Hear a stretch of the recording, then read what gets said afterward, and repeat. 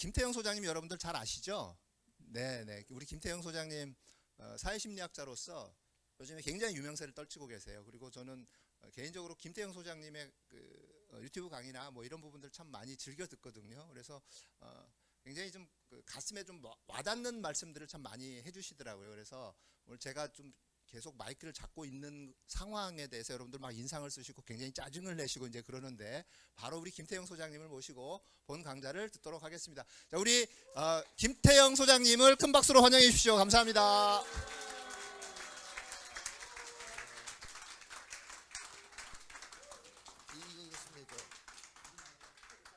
네, 안녕하십니까. 반갑습니다. 잘 들리십니까? 소리? 네. 자, 오늘의 주제는 그들은 어떻게 국민들을 속여왔냐 해서, 이 그들은 누굴까요? 나쁜 놈들이겠죠? 뭐 윤석열 정부라고 생각할 수도 있겠고, 역사적으로 보면 기득권층, 지배층들이라고 볼 수 있겠습니다. 그리고 이제 그 지배층들이 국민들을 속여왔다는 건데, 왜 이 사람들은 이런 국민들을 속여야만 하는 걸까요? 그 이유는 당연히 기득권층들이 만약에 국민을 위한 정치를 한다면 속일 이유가 없습니다. 그냥 솔직하게 다 얘기하는 게 오히려 좋죠. 근데 이 사람들은 국민을 위한 정치를 하는 사람들이 아니고, 국민들을 짓밟고 또 국민들을 착취하고 국민들 위에 군림해서 살아가는 사람들이기 때문에 속여야 됩니다. 물론 속이지 않고 몽둥이로 쥐어패는 폭력을 사용하는 방법도 있지만, 그 방법만으로 계속 국민들을 지배할 수는 없어요. 그래서 지배층은 국민들을 속이는 방법을 사용해 왔고 지금도 속이고 있다라는 겁니다. 그래서 오늘은 거기에 대해서 집중적으로 좀 말씀을 드리겠습니다. 이게 안 넘어가는데.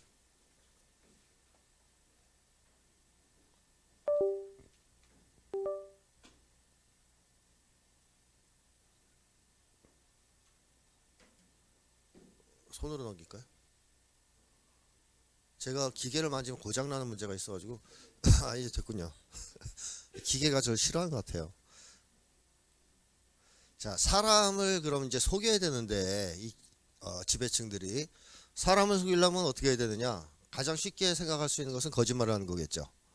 그러니까 가짜 정보 또는 정보를 상당히 왜곡해서 사람들한테 퍼뜨리는 거, 그게 기본적인 하나의 수법일 텐데, 오늘날 우리 한국에서도 이 거짓말을 하는 현상은 쉽게 관찰할 수 있습니다.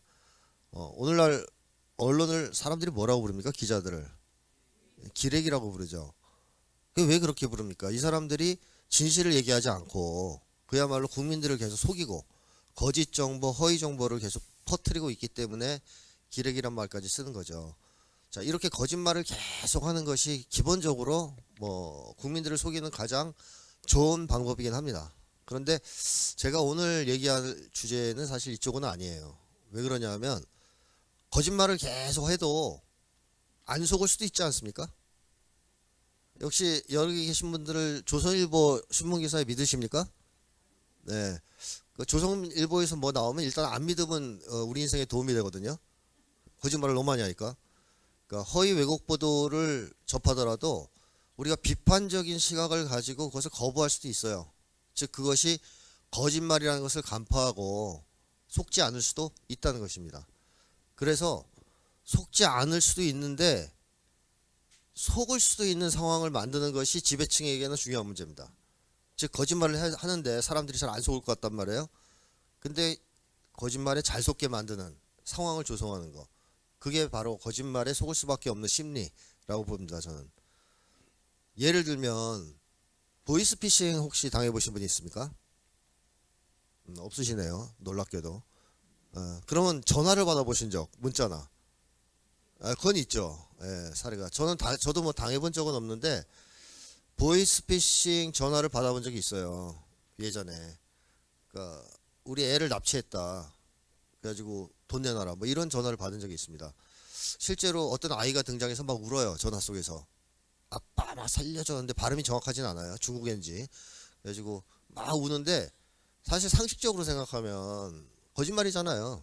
말도 안 되는 거짓말이잖아요. 근데 순간 좀 당황하는 게 생기더라고요. 당황스럽더라고요. 진짜인가 혹시? 애를 잡아갔나 진짜? 그런 상황에서 약간은 믿을 수도 있겠다 하는 쪽으로 마음이 움직인 적이 있습니다. 잠깐 순간적으로라도. 그러다가 좀 있다가 이제 정신을 차려가지고 어쨌든 이걸 수습을 해야 되니까 제가 물어봤어요. 넌 몇째냐? 제가 애가 둘이니까 첫째냐 둘째냐니까 얘가 대답을 못해요.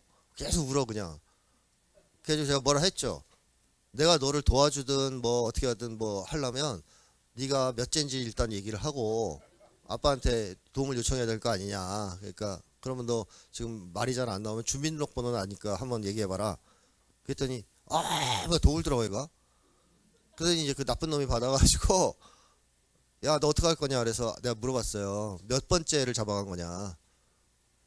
뭐 그랬더니 걔가 바다에다 던져버리겠다 당장 뭐 이런데 그때쯤에는 이제 의심이 되더라고요. 이거는 거짓말이다. 그래서 그러든지 말든지 마음대로 하면서 끊어버렸거든요. 그래도 안심이 안 됩니다. 일단 혹시 모르니까. 그래서 경찰서에 전화를 해서 파출소에 전화를 해서 이렇게 신고를 하니까 거기서도 그래요. 보이스피싱일 것이다. 그래서 경찰관을 대동하고 이제 애들을 찾아서 보니까 오락실에 둘이 있더라고요. PC방에. 제가 그걸 겪고 나서 생각을 해본 게 있습니다. 보이스피싱을 우리가 감정적으로 그렇게 큰 문제 없는 상태에서 접할 때에는 속을 이유가 없겠다는 생각이 들었어요. 그런데 그 전화를 받았을 때 부모된 입장에서 자식이 납치당해서 뭐 이렇게 유괴당했다 이런 얘기를 들으면 일단 놀래거든요. 두렵고 그런 상황이 되면 속아 넘어갈 수도 있겠다 하는 생각이 들더라고요. 그래서 제가 주변에 보이스피싱 피해자들 얘기를 들어보면 대체로 그런 공포 상황이 되면서 판단력을 잃어버리는 거죠. 그래서 몇억 원까지 사기당한 사람까지 제가 주변에서 얘기를 들은 적이 있습니다. 이게 바로 거짓말에 속을 수밖에 없는 심리 중에 하나라고 볼 수 있어요. 그래서 이런 것들을 오늘 좀 우리가 짚어봐야 될 것 같습니다. 사람들이 조금 전에 제가 얘기했던 것 같은 이 보이스피싱에 당하는 가장 큰 이유는 공포예요. 그래서 보통 보이스피싱은 친절한 말로 시작되지 않죠. 검찰이다. 당신이 지금 심각한 범죄에 연루되어 있다. 뭐 당신 통장이 뭐 이런 식으로 겁을 주죠. 공포가 효과가 있기 때문에 보이스피싱 수법을 그걸 쓰는 겁니다. 즉 보이스피싱에 당하는 핵심적 이유는 공포라는 것이죠. 만약에 힘도 없고 백도 없고 뭐 엄청 약하게 생긴 사람이 와서 말도 안 되는 거짓말을 막 하고 있다. 그러면 사람들이 거의 안 속습니다. 야 웃긴 소리 하지 말고 저리 가라 이러겠죠. 근데 우락부락하게 여기 칼자국도 있고 막 힘 좋게 생긴 조폭 같은 사람이 와서 뭐라고 막 우겨요. 얘기를 해요. 그러면 그 분위기 때문에 맞나? 혹시 맞는 얘기 하는 거 아닌가? 또 맞는 얘기 아닐지라도 저 거짓말이라고 얘기하면 맞지 않을까? 이런 생각들 때문에 그 거짓말을 믿어버리게 되는 수가 있습니다. 즉 지록이마 같은 이런 것에 속아 넘어갈 수 있는 가능성이 생긴다는 것이죠. 그래서 뭐니 해도 사람들을 속이는데 가장 중요한 조건은 공포를 조성하는 것이다. 공포 분위기를 그렇게 볼 수 있습니다. 자, 공포라는 감정에 대해서는 공포는 사람의 존재나 존엄을 위협하거나 손상을 주는 대상을 접했을 때 체험하는 감정 뭐 이렇게 정의할 수 있는데요. 그러니까 두 가지겠죠. 존재를 위협한다. 어떤 경우냐? 뭐 목숨이 위협당할 때라고 볼 수 있겠습니다. 뭐 지진이 나서 막 여기가 흔들리기 시작했다. 이럴 때 우리가 느끼는 공포 아니겠습니까? 여기 잠깐 죽겠구나. 또 미사일 같은 게 날라와서 떨어진다든가 이럴 때 이제 공포. 이건 이제 당장 우리가 죽는 것과 관련된 얘기입니다. 근데 사람들은 공포를 목숨이 위협당할 때만 체험하는 건 아니에요. 또 어떤 경우에 체험하냐면 자기의 존엄성이 위협당할 때에도 사람들은 공포를 체험합니다. 좀 통속적인 예를 들자면 내가 어떤 모임에 참가하러 갔는데 거기 있는 사람들이 나를 완전히 그 투병인간 취급하면서 경멸하고 무시하고 막 그렇게 함부로 대하는 그런 일을 당했다. 그때 사람은 어떤 감정을 체험하느냐? 바로 공포를 체험합니다. 그때. 그래서 이제 심리학에서는 뭐 소위 유기공포라든가 이런 얘기를 하는 거예요. 자, 인간관계에서 타인이 나의 존엄성을 침해할 때에도 사람들은 공포를 체험합니다. 이게 이제 공포라는 감정의 특징이에요. 그래서 내가 목숨이 위협당하지 않는다 하더라도 인간 존엄성이 위협당할 때에는 공포를 체험할 수 있다는 것이죠. 자, 이 거짓말에 속게 만드는 주요한 감정이 공포라고 제가 말씀드렸는데, 이런 얘기를 사실 최초로 한 심리학자를 꼽으라면 프로이트를 꼽을 수도 있을 거예요. 프로이트 다들 아시죠? 오이디푸스 이론을 주장했습니다. 오이디푸스 이론 다 아시죠? 네, 간단하게 요약하면 아들은 어머니를 좋아하고 아버지를 싫어한다는 거죠. 근데 결국 결과는 어떻게 돼요? 그래서 어머니랑 동맹해서 아버지를 잡아요? 죽여요? 그렇게는 안 됩니다. 프로이트가 주장한 바에 의하면 이 아들은 결국 아버지와 동일시합니다. 즉 아버지의 가치관을 받아들여요.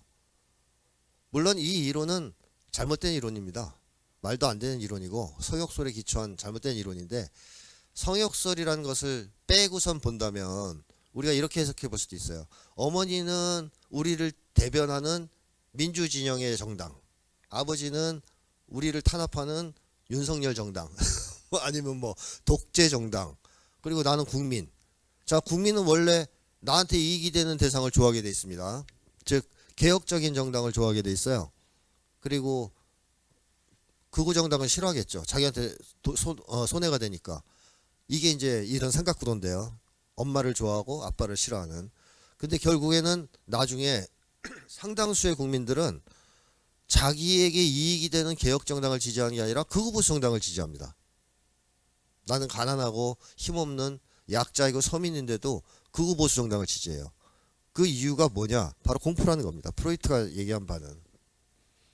즉 아들이 원래는 아빠를 좋아할 이유가 없는데 결국 아버지의 가치관을 받아들이고 아버지와 동일시를 하는 이유는 거세공포 때문이라고 얘기했어요.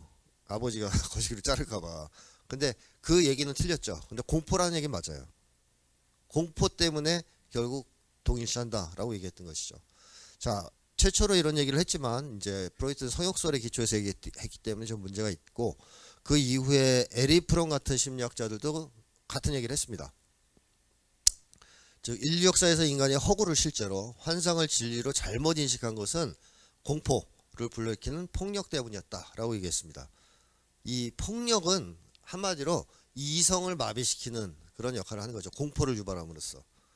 그래서 거짓말이 공포 분위기가 없는 상태에서는 거의 먹히지 않아요.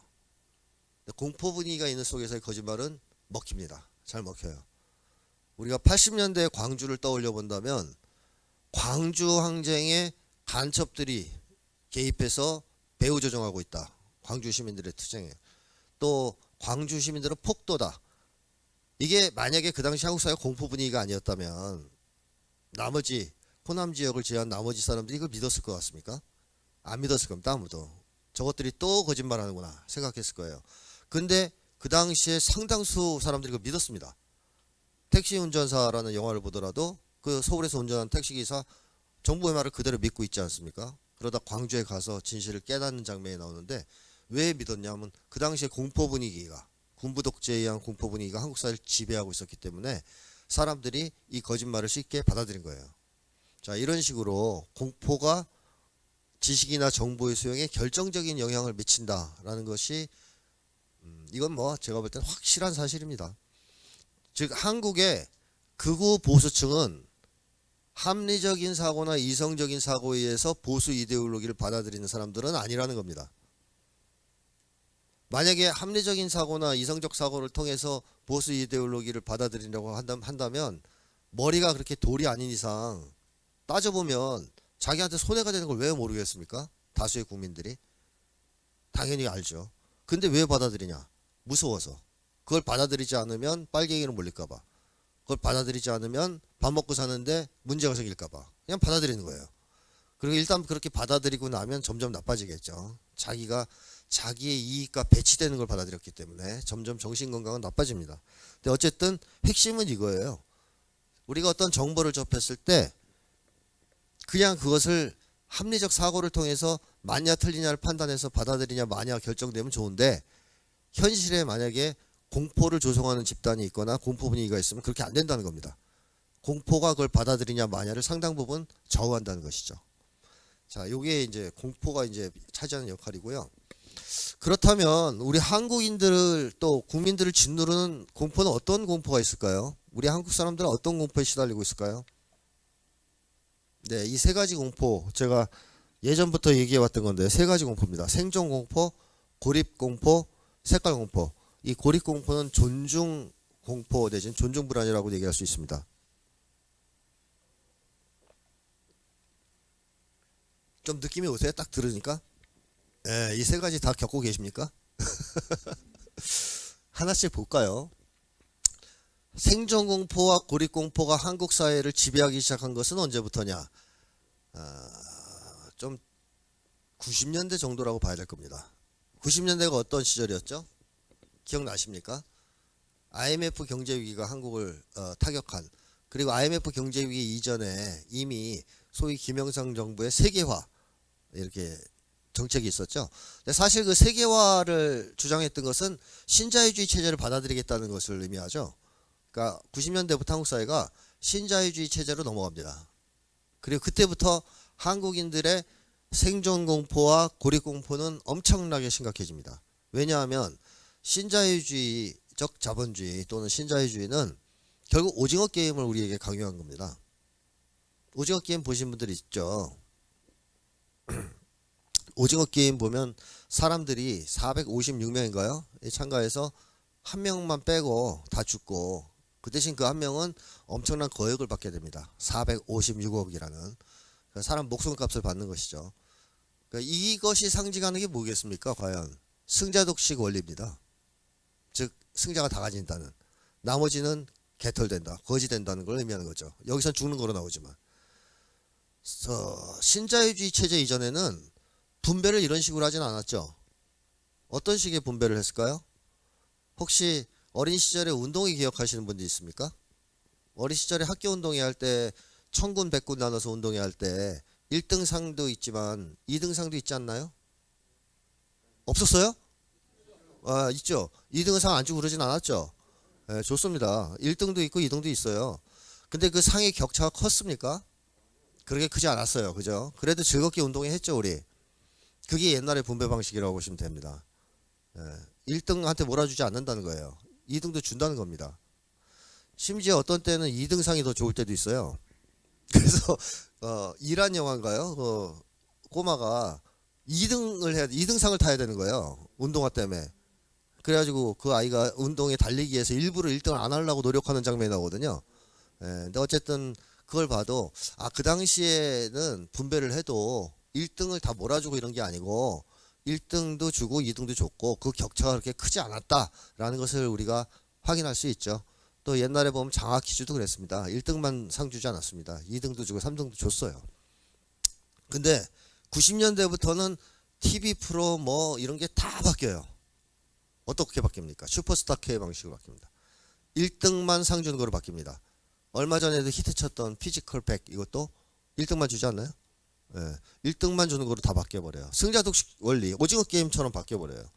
왜 그렇게 다 TV 프로를 바꿨겠어요? 승자독식 원리에 익숙해지라는 거죠.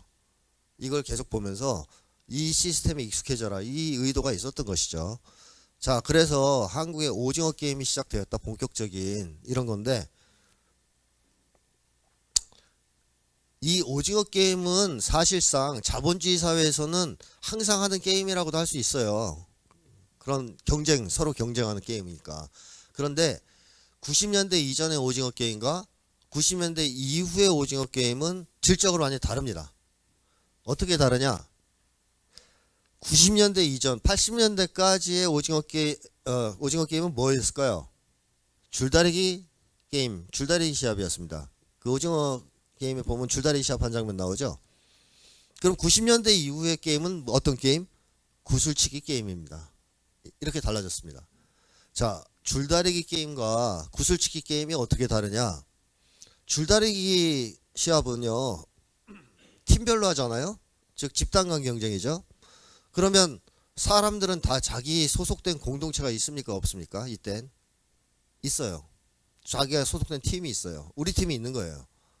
그래서 전 사회적으로 화목한 분위기가 생기지는 않더라도 적어도 자기 팀 안에서 사이좋게 지냅니다. 실제로 오징어 게임 드라마를 보더라도 줄다리기 시합할 때 같은 팀 사람끼리 서로 위해주고 아껴주고 또 보초 대신 서주고 막 이런 장면들 나오지 않습니까? 이때만 해도 사람들은 그렇게까지 외롭진 않다는 거예요. 내 팀이 있으니까. 내가 소속된 공동체가 있기 때문에. 그래서 실제로 80년대까지만 해도 마을 공동체, 직장 공동체, 또 학교 공동체. 80년대 대학 다니신 분들은 친구들 사이 관계가 지금보다 훨씬 좋았다는 거 알고 계실 겁니다. 또 뭐 각종 커뮤니티를 통한 공동체 등 이런 작은 공동체들이 많이 있었어요. 그래서 직장 분위기도 상당히 좋은 편이었죠. 그때는 직장 내 경쟁을 독려하진 않았던 시절이니까. 예를 들면 대우와 현대가 있다 그러면 두 회사의 직장인들은 노동자들은 서로 경쟁을 했겠죠. 당연히 집단 간 경쟁을 했겠죠. 그러나 현대 안에 있는 사람들끼리는 경쟁을 잘 안 했어요. 회사에서 그걸 바라지 않았습니다. 그래서 90년대 초반까지만 해도 우리나라 기업이나 공장 같은 데 가면 제일 많이 붙어 있는 게 화합, 협력, 화목 뭐 이런 거 아니면 우리는 한가족 이런 걸 붙여놨어요. 내부 경쟁을 싫어했던 거죠. 분위기 좋게 잘 지내는 걸 좋아했습니다. 그래서 사원 단합대 이런 거 하면 분위기 좋았어요. 그리고 현대 다닌다 그러면 현대맨 나는 길거리에서 현대 사람 만나면 막 반가워하고 대학생들도 그랬습니다. 길거리에서 자기 학교 만나면 막 그냥 막 반가워하고 왜냐하면 같은 학교 학생은 경쟁 대상이 아니라고 본 거죠. 자, 이게 이제 80년대까지의 상황이라면 90년대부터는 구슬치기 시합을 시켜버립니다. 오징어 게임이란 드라마에서도 줄다리기 시합을 할 때까지만 해도 그래도 사람들은 팀을 이루고 서로 사이좋게 지낼 수가 있었는데 구슬치기 시합을 하자 완전히 달라지죠. 그걸 보여주는 장면이 어떤 부부가 이 시합에 참가했다가 줄다리기 시합을 할 때까지만 해도 서로 사이좋게 같은 팀에서 지냈어요. 근데 구슬치기 시합을 할 때 남편과 아내가 1대1로 싸우게 됩니다. 남편이 이겼고 아내는 죽었어요. 남편은 그 죄책감을 이기지 못해 자살하는 장면이 나옵니다. 그게 상징하는 게 뭐겠습니까? 개인 간 경쟁 체제로 들어가면서 인간관계가 크게 악화되고 사람들이 정신적으로 파탄한다라는 것을 상징하는 장면 아닐까요? 또 오징어 게임의 주인공인 성기훈이라는 사람은 굉장히 착한 사람이에요. 이 드라마를 봐도 계속 착한 행동을 합니다. 특히 줄다리기 시합을 할 때까지만 해도 그 사람의 그 착한 마음은 전혀 변하지 않고 계속 유지됐습니다. 그런데 구슬치기 시합을 하자 누굴 속여요? 자기 앞에 있는 노인을 속이게 됩니다. 안 그럼 자기 죽으니까. 끔찍한 장면이죠. 성기훈 같은 착한 사람조차 개인 간 경쟁 시대에 들어서자 타인을 속이게 된다라는 것을 보여주는 장면 아닐까요? 그래서 그 성기훈은 승자가 돼서 상금을 받았지만 죄책감을 떨치지 못하죠. 자기 혼자 살아남았다. 그 노인에게 거짓말을 했다. 이런 죄책감을 떨치지 못해서 2탄을 찍기로 했다라는 거죠. 네. 그래서 오징어 게임이 시즌2가 나온답니다. 만약에 거기서 속이지 않았으면 시즌1에서 끝났을 거예요. 농담입니다. 네. 자, 어쨌든 제가 말씀드리고자 하는 핵심 요지는 과거의 한국 사회에서의 오징어 게임은 줄다리기 시합이었다. 그러나 90년대 이후부터는 구슬치기 시합, 개인 간 구슬치기 시합으로 바뀌었다. 이렇게 되면 우리 한국 사람들, 우리는 내가 소속된 팀, 공동체 이게 있나요? 이제 없어지죠. 90년대부터는 그게 없어집니다. 아이고. 90년대부터 내가 속한 팀이 사라지는 거예요. 내가 속한 공동체가 없어요. 옛날에는 그래도 내 직장, 내 마을, 우리 마을, 또 뭐 우리 학교 등등의 그런 공동체에 소속돼서 살아갔거든요. 나름 사람들하고 화목하게. 근데 90년대부터 그게 사라집니다. 모두가 혼자가 됩니다. 자, 이러다 보니까 한국 사회에서 두 가지의 불안이 극단적으로 두 가지 공포가 높아지는데 첫 번째가 생존 공포예요. 예전에는 2등을 하고 져도 죽을 정도는 아니었습니다. 왜냐하면 그 분배를 어느 정도 해줬기 때문에. 근데 신자유주의 체제가 되면서부터는 극단적인 분배를 하죠. 1등한테 몰아줍니다. 계속. 그래서 지금 격차가 엄청 벌어지지 않았습니까?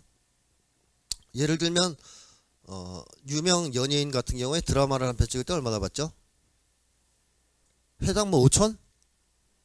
예, 5천에서 1억 사이를 받는다 그래요. 그러면 유명하지 않은 패자라고 할 수 있는 승패라고 봤을 때 패자라고 할 수 있는 무명 연예인은 얼마나 받겠습니까? 회당 20도 못 받는다 해요. 뭐 많이 받으면 20. 그럼 격차가 5천 대 20입니다.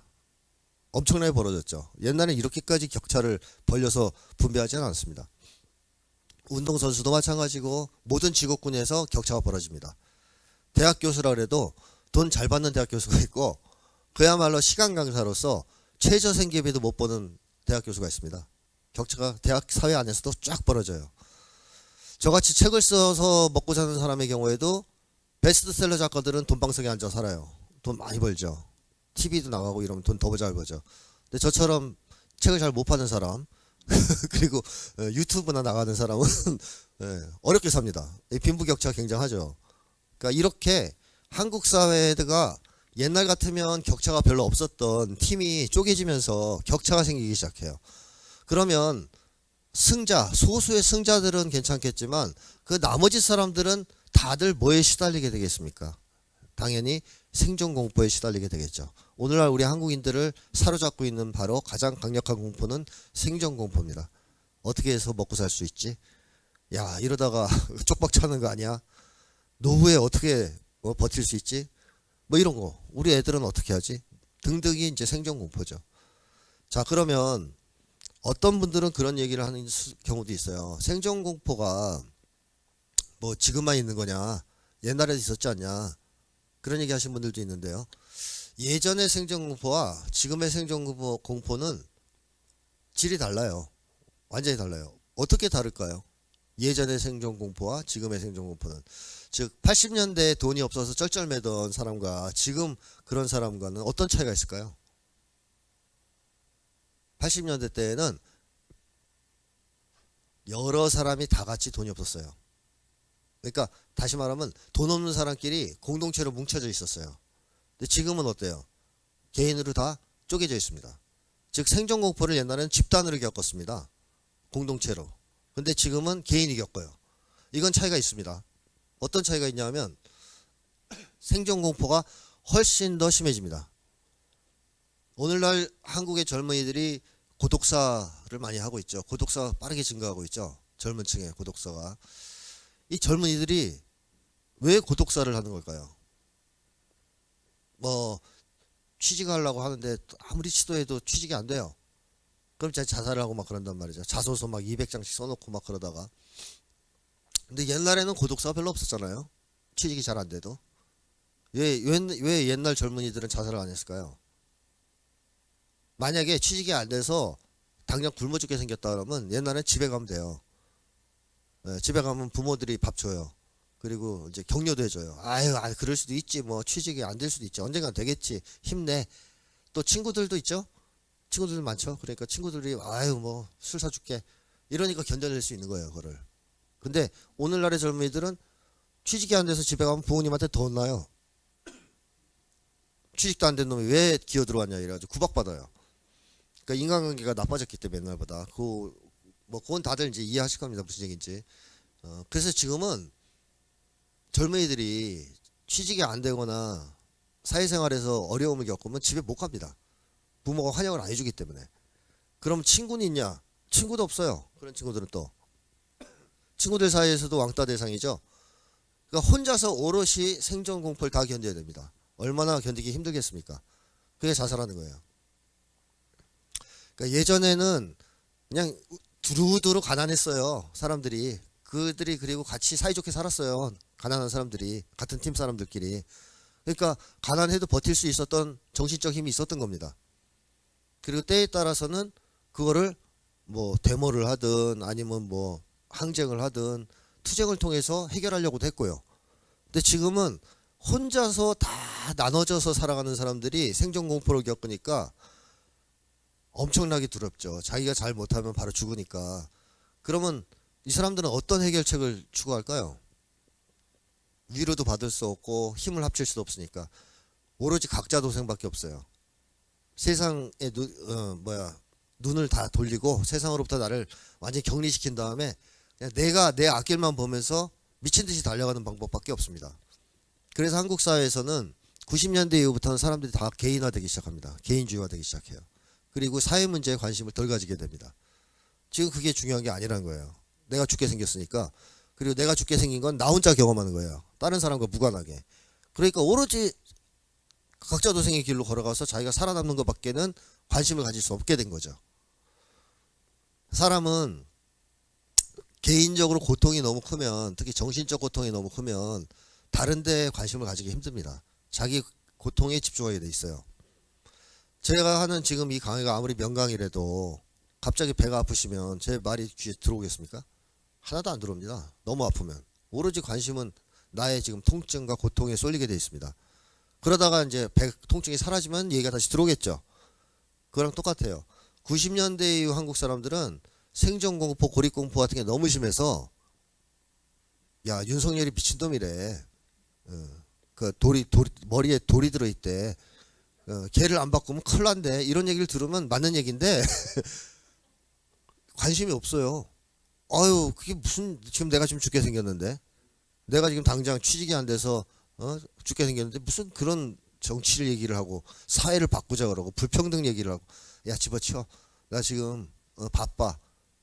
내 발등에 떨어진 불부터 꺼야 돼. 이런 상황이 돼버린 거예요. 사회에 관심을 못 가지게 되는 겁니다. 이게 이제 90년대 이후에 한국 사회의 이제 전형적인 특징이다라고 말씀드릴 수 있는데, 이렇게 된 이유는 아까 얘기했듯이 승자독식에 의해서 격차가 엄청나게 확대됐기 때문입니다. 뭐 지금 이렇게 보여드린 격차는 아주 뭐 별것도 아닌 격차 확대입니다. 어떻게 보면 노동자들 속에서의 격차 확대는 차라리 적은 편이거든요. 그래도 보면 80년대만 해도 100대 95 정도의 격차, 거의 격차가 없었죠. 그것이 현재는 100대 50 정도로 2배 이상의 격차가 벌어졌어요. 자, 이렇게 되면 옛날에 대기업 다니는 직장인, 중소기업 다니는 직장인, 노동자들이 서로를 똑같다고 생각을 할까요? 그렇게 생각하겠죠. 5만 원 차이인데 뭐 다르다고 생각하겠습니까? 똑같은 직장인이라고 생각하겠죠. 그리고 밖에서 보는 사람들도 두 사람을 똑같다고 생각합니다. 대기업 직장인이건 중소기업 직장인이건. 근데 100대 50으로 벌어지면 대기업 직장인과 중소기업 직장인이 서로를 똑같다고 생각할 수 있을까요? 이제 안 됩니다. 서로 똑같다고 생각 못 합니다. 밖에서 보는 사람들도 다르다고 생각합니다. 그러면 두 직장인 사이에 뭐가 생긴 거예요? 위계가 생기는 거죠. 법으로 정해준 위계는 아니지만 소득 차이에 의해서 위계가 생겨버립니다. 이래서 한국 사회는 90년대를 넘어서면서 아주 촘촘한 위계 사회로 변하는데요. 그것도 다층적 위계 사회로 변합니다. 뭐 그림으로 치면 이런 그림처럼 돼버립니다. 피라미드 사회인데 층이 엄청나게 많죠. 뭐 100층, 200층짜리 위계가 있어요. 근데 그 같은 위계 사람들끼리는 사이가 좋으냐? 좋지 않아요. 다 개인적으로 나눠져 있어요. 오징어 게임하고 있거든요. 그래서 사람들, 같은 층의 사람들도 갈라져 있고 개인으로 그 층이 또 쌓여서 거대한 다층적 위계를 이루고 있는 사회가 바로 오늘날의 신자유주의 사회 또는 한국 사회라고 보시면 됩니다. 그게 옛날에는 노동자 그러면 어땠어요? 노동자들이 우리는 하나라는 의식이 있었습니다. 거의 이제 계급 의식이라고도 하고 뭐 집단 의식이라고도 하죠. 노동자 그러면 우리도 너도 노동자, 나도 노동자, 우리는 노동자야 뭐 이런 게 있었다는 거예요. 지금 그런 게 있을 것 같아요? 지금은 없어졌어요. 노동자 그래도 대기업 노동자냐, 중소기업 노동자냐, 영세기업 노동자냐, 원청이냐 하청이냐, 정규직이냐 비정규직에 따라서 전혀 다르다고 생각해요. 서로를. 그래서 노조도 따로 만들지 않습니까? 정규직 노조 따로, 비정규직 노조를 따로 만들어요. 격차가 크기 때문에 서로를 다르다고 인식합니다. 그래서 우리는 다 같은 노동자야. 그럼 웃기는 소리 하지 말라 그러죠. 그런 얘기 안 합니다. 당신은 뭐 어떤 직업을 갖고 있습니까? 그러면 노동자예요. 이렇게 얘기 안 합니다. 전 대기업 다닙니다. 이렇게 얘기하지. 학생들도 마찬가지예요. 옛날에는 저희가 80년대 대학 다닐 때는 100만 학도란 말도 있었어요. 100만 명의 대학생이 다 똑같은 학생이다. 그래서 100만 학도 뭐 힘을 합쳐 뭐 이런 게 있었어요. 지금 그런 얘기하면 큰일 납니다. 왜? 대학들 위계에 있거든요. 서열 있어요. 다 아시죠? 서울대부터 쫙 위계가 있어요. 서울 지역의 위계가 끝나면 지방 위계가 시작돼요. 다층으로 쫙 갈렸습니다. 모든 분야가 다 이렇게 됐다고 보시면 틀림없어요. 자, 이렇게 되면 한국 사람들 다 개인으로 고립돼서 이 위계 사회에 짓눌려서 살아가게 되겠죠. 그럼 어떤 불안이 심각해질 것이냐? 제일 걱정되는 게 뭐예요? 일단 생존 불안 아까 얘기했으니까 고립됐다라는 것에서 오는 불안. 사람들이 이 같은 층 사람들이 서로 사이좋게 지내지 못하는 이유는 뭘까요? 같은 층인데 개인 간 경쟁 사회라서 그렇습니다. 만약에 줄다리기 시합을 하는 집단 간 경쟁 사회라면 같은 층 사람들끼리는 그렇게 사이 나쁠 이유가 없거든요. 근데 개인 간 경쟁 사회가 되면 같은 층 사람들끼리도 사이가 나빠져요. 왜? 내가 40층에 살고 있다 그러면 이 사람의 목표는 뭐죠? 40층 사람들이 힘을 합쳐서 50층을 이기는 거예요? 아니죠. 내가 40층을 탈출하는 겁니다. 50층으로 올라가는 거예요. 누구랑 싸워서? 40층 사람들하고 싸워서. 그러니까 사이가 좋을 수가 없어요. 서로 적대적으로 대합니다. 경쟁 대상으로 보죠. 이러면서 같은 층 사람들끼리도 다 쪼개지는 거죠. 자, 이런 사회가 되면 제일 큰 문제는 뭐냐 하면 뭐 생존공포가 심해진다라는 건데, 이 고립공포가 심해지면서 존중불안이 생깁니다. 존중불안. 존중불안은 고립공포와 연관된 불안 혹은 공포로서 간단하게 얘기하면 무시당할지도 모른다는 불안입니다. 우리 한국 사람들 무시당할지도 모른다는 걱정 합니까 안 합니까? 네, 여기 계신 분들은 안 하시는군요. 그래서 이걸 들으러 오신 건데요. 대체로 보통 한국 사람들은 그 걱정을 엄청나게 많이 하죠. 인간관계가 소원해졌다고 얘기하는 사람들 상당수는 바로 그 불안 때문에 인간관계가 소원해진 경우가 많습니다. 사람을 만나면 무시당할 수도 있으니까 아예 안 만나기 시작하고 거리를 두기 시작하고 이런 게 너무 많다는 거죠. 한국은 사람을 돈으로 평가하고 차별하고 무시하는 사회입니다. 그러다 보니까 계속 저 문제에 시달려요. 남들한테 무시당하지 않을까. 동창회 갔는데 누군 잘 나간단 말이에요. 그럼 걔가 나를 깔보지 않을까. 나 이번에 직장에서 쫓겨났는데 실업자가 됐는데 사람들 만나면 나를 어떻게 볼까. 이런 거 걱정하는 거 아니에요. 이게 바로 존중불안이거든요. 자, 이렇게 한국 사람들은 존중불안에 시달리게 됩니다. 다층적 위계사회에 들어오면서. 이 다층적 위계사회가 되면 어떤 현상이 생기냐면 아까 그 피라미드 있지 않습니까? 다층적 피라미드. 거기서 위로 아래를 향해서 학대 도미노 현상이 생겨나요. 자, 이게 보이시죠? 회사에서 윗사람한테 작살난 직장인은 누구를 괴롭혀요? 집에 와서 마누라를 괴롭히죠? 그럼 마누라는 애를 잡죠? 공부해 이 자식아 뭐 이러면서. 그럼 애는 고양이를 잡습니다. 이제 고양이 쥐를 잡겠죠. 자, 이 상징적인 그림, 이게 외국 사람이 그린 그림인데 어쨌든 제가 뭐 인터넷에서 주워왔습니다. 이게 학대 도미노예요. 위에서 아래로 쭉 내려오는. 그러니까 아까 다층적 피라미드에서 위에서 아래 사람을 무시하고 학대하면 아래로 타고 내려오는 거죠. 쭉쭉쭉쭉. 자, 이 여기서 우리가 한번 생각해 볼 것은 이 사람이 마누라한테 이렇게 하지 않고 이 사람하고 싸울 수는 없는 걸까? 자기를 학대한 사람, 자기에게 갑질을 한 사람과 싸울 수는 없었던 걸까? 왜 못 싸우죠? 혼자라서 그래요. 혼자라서. 이게 옛날하고 다른 점이에요. 그러니까 80년대까지는 직장인들 간의 관계가 좋았습니다. 관계가. 왜? 개인 간 경쟁이 아니니까. 관계가 좋았어요. 공동체가 있어요. 그러니까 직장 상사가 갑질을 하거나 학대를 하면 저녁 때 동료들끼리 같이 술 마시는 거죠. 아, 오늘 나 그 새끼가 갑질했어 막 이러면 동료들이 야, 그 나쁜 새끼 나한테 됐어 뭐 이러기도 하고, 아 괜찮아 힘내 원래 그런 미친놈이야 뭐 이러기도 하고, 이러면서 정신적 스트레스가 치유됩니다. 이게 집단 치료 효과죠. 그렇게 해서 스트레스도 풀고 마음의 평정을 되찾고 그러면서 다시 이제 직장 생활을 시작하는 거예요. 그러면 마누라를 괴롭힐 이유가 없죠. 풀렸으니까. 문제가 해결됐으니까. 혹시 그렇게 해서 해결 안 된다 그러면 어떻게 해요? 동료들이 야, 안 되겠다. 이번에 그놈 손 좀 봐야 되겠다. 우리 내일 집단 행정 좀 해보자. 아니면 노조 이기에 만들자. 이렇게 되는 거예요. 근데 지금은 직장 동료들이 사이가 안 좋아요. 개인 간 경쟁 체제라서. 그러니까 까이면 내려와서 얘기할 사람이 없어요. 끝나고 술도 안 마십니다. 그럼 누구한테 풀겠어요, 이거를? 자기보다 약한 사람한테 풀 수밖에 없어요. 그래서 내려오는 거예요. 올라가는 건 안 돼요.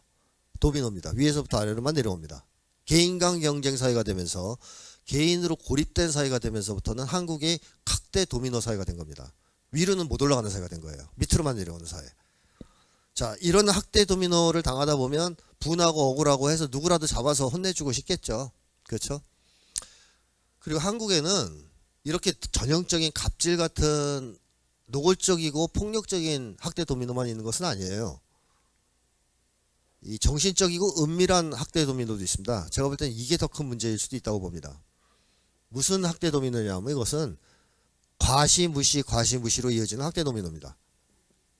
자, 타인들에게 과시를 하는 행위 이 자체는 그 타인을 학대하는 행위입니다. 심리학적으로 볼 때. 예를 들면 명품 시계를 샀어요. 자랑하고 싶잖아요. 과시하고 싶단 말이에요. 그래서 친구 만나러 가요. 물론 명품 시계를 살 돈이 없는 놈이죠. 걔를 만나서 평소에는 오른손잡이였는데 그날따라 커피를 자꾸 왼손으로 마신다든가 자꾸 이렇게 머리를 올린다든가 시계 보이게 자꾸 시계를 봐요. 자, 그러면 이제 자랑하는 거잖아요. 자, 이런 과시 행동 뒤에는 어떤 언어가 숨어져 있는 겁니까? 나 이렇게 잘 나가. 명품 시계를 살 수 있는 사람이야. 부럽지. 이 말만 있으면 좋은데 상대방한테는 또 무슨 얘기를 하는 거랑 같아요, 이게. 넌 이거 살 돈 없잖아. 루저잖아. 이 찌질아. 막 이러면서 상대방을 경멸하고 무시하는 행위 아니에요? 명품 시계를 산 사람이 이재용한테 가서 자랑할 것 같아요, 그걸? 그걸 살 수 없는 사람한테 가서 자랑하는 거예요. 넌 나보다 못하잖아. 이걸 즐기는 거 아니에요. 자, 그렇기 때문에 이거는 당하는 사람 입장에서는 과시의 대상이 된 사람 입장에서는 학대당하는 거예요. 무시당한 거죠. 내 시계 명품 시계 못 산다고 이놈이 나를 뭘로 보고 이렇게 기분 굉장히 안 좋아요. 자, 근데 이러한 과시는 일상생활에서 자주 경험하셨죠? 대인관계에서 잘난 체하는 사람들 많잖아요. 근데 그때마다 대응을 하셨습니까? 즉 명품 시계로 이렇게 차고 나와서 계속 쓰고 이 왼손으로 커피 마시면 너 지금 나한테 자랑하려고 그러는 거지. 이렇게 싸우셨어요? 그게 힘들어요, 싸우는 게. 왜냐? 예? 예. 그렇게만 해도 건강한 거죠. 싸운 거니까. 근데 대체로는 그 얘기를 못 해요. 야, 너 지금 시계 샀다고 자랑하는 거지. 그러면 야, 너 컴플렉스 있냐? 왜 그래 예민하게 반응해? 난 그런 의도가 없었어. 그러면 나만 뭐 돼요. 그러니까 애매한 거죠, 이게. 싸우기가 애매한 거예요. 진짜 갑질, 전형적 갑질은 마음 먹으면 싸울 수가 있거든요. 명백한 갑질이니까. 근데 이렇게 은근하게 자랑하고 은근하게 무시하고 이런 거 대응하기가 쉽지 않습니다. 그래서 대부분의 사람들은 참아요. 참지만 마음에 뭐가 남습니까? 상처가 남죠. 그게 쌓이고 쌓여요. 그러다 보면 그 사람은 어떻게 해야 돼요? 자기보다 더 못한 사람 가서 또 그 사람 앞에서 과시를 좀 해야 됩니다. 나는 중형차인데 너는 아직도 경차냐? 뭐 이렇게 되는 거죠. 이 도미노가 한국 사회에 엄청납니다. 아마 일상생활에서 이런 걸 경험하지 않으신 분들은 거의 없을 거예요. 그러다 보니까 한국 사람들은 그 사람이 다층에서의 몇 층에 살고 있든 어떤 곳에 위치하고 있든 이걸 경험했기 때문에 어떤 심리를 갖고 있어요. 돈을 더 벌어서 남들한테 무시당하지 않고 차라리 과시하는 삶을 살아야 되겠다라는 심리를 갖게 되죠. 이게 존중불안이에요. 그래서 한국 사람들은 생존 불안이 없는 사람들, 생존 공포가 없는 사람들도 돈을 더 벌려고 합니다. 그 이유는 그래야 무시당하는 걸 막을 수가 있기 때문에, 즉 무시를 줄일 수 있기 때문에 그렇습니다. 사실 보면 그 최근에 그 화제가 됐던 또 드라마가 있어요. 글로리라고, 더 글로리라고. 보신 분들이 있으실지 모르겠는데 거기에서 학교 폭력을 당하는 아이는 그야말로 이제 극빈층, 가난한 집 아이입니다. 그리고 이 가해자들은 소위 있는 집 애들이에요. 부자들이에요. 자, 근데 이 부자들, 가해자들 이 드라마를 보면 사이가 좋은가요, 안 좋은가요? 엄청 안 좋아요. 나중에 지들끼리 이제 서로 이제 몰락시키잖아요, 상대방을. 엄청 안 좋아요. 그 안에 또 위계가 있어요. 그래서 지네들끼리 갈구고 괴롭혀요. 자, 이 얘기는 무슨 얘기냐? 한국 같은 사회에서는 몇 층에 살든 간에 이 공포, 무시당할지도 모른다는 두려움에서 벗어날 수가 없다는 거예요. 윤석열 대통령도 사실 검찰총장까지만 했으면 됐잖아요. 굳이 더 올라가야 됩니까? 그 정도면 많이 올라간 거 아니에요? 근데 기어이 더 올라가려고 그래요. 왜? 그래야 덜 무시당하고 더 존중받는다고 생각하거든요. 김건희 여사도 마찬가지고. 그래서 끝이 없는 겁니다. 계속 올라가려고 하는 거예요. 이게 이제 오늘날의 한국 사회의 주요한 특징이다라는 겁니다. 자, 그렇다면 생존 공포가 심하면 어떤 문제가 생길까?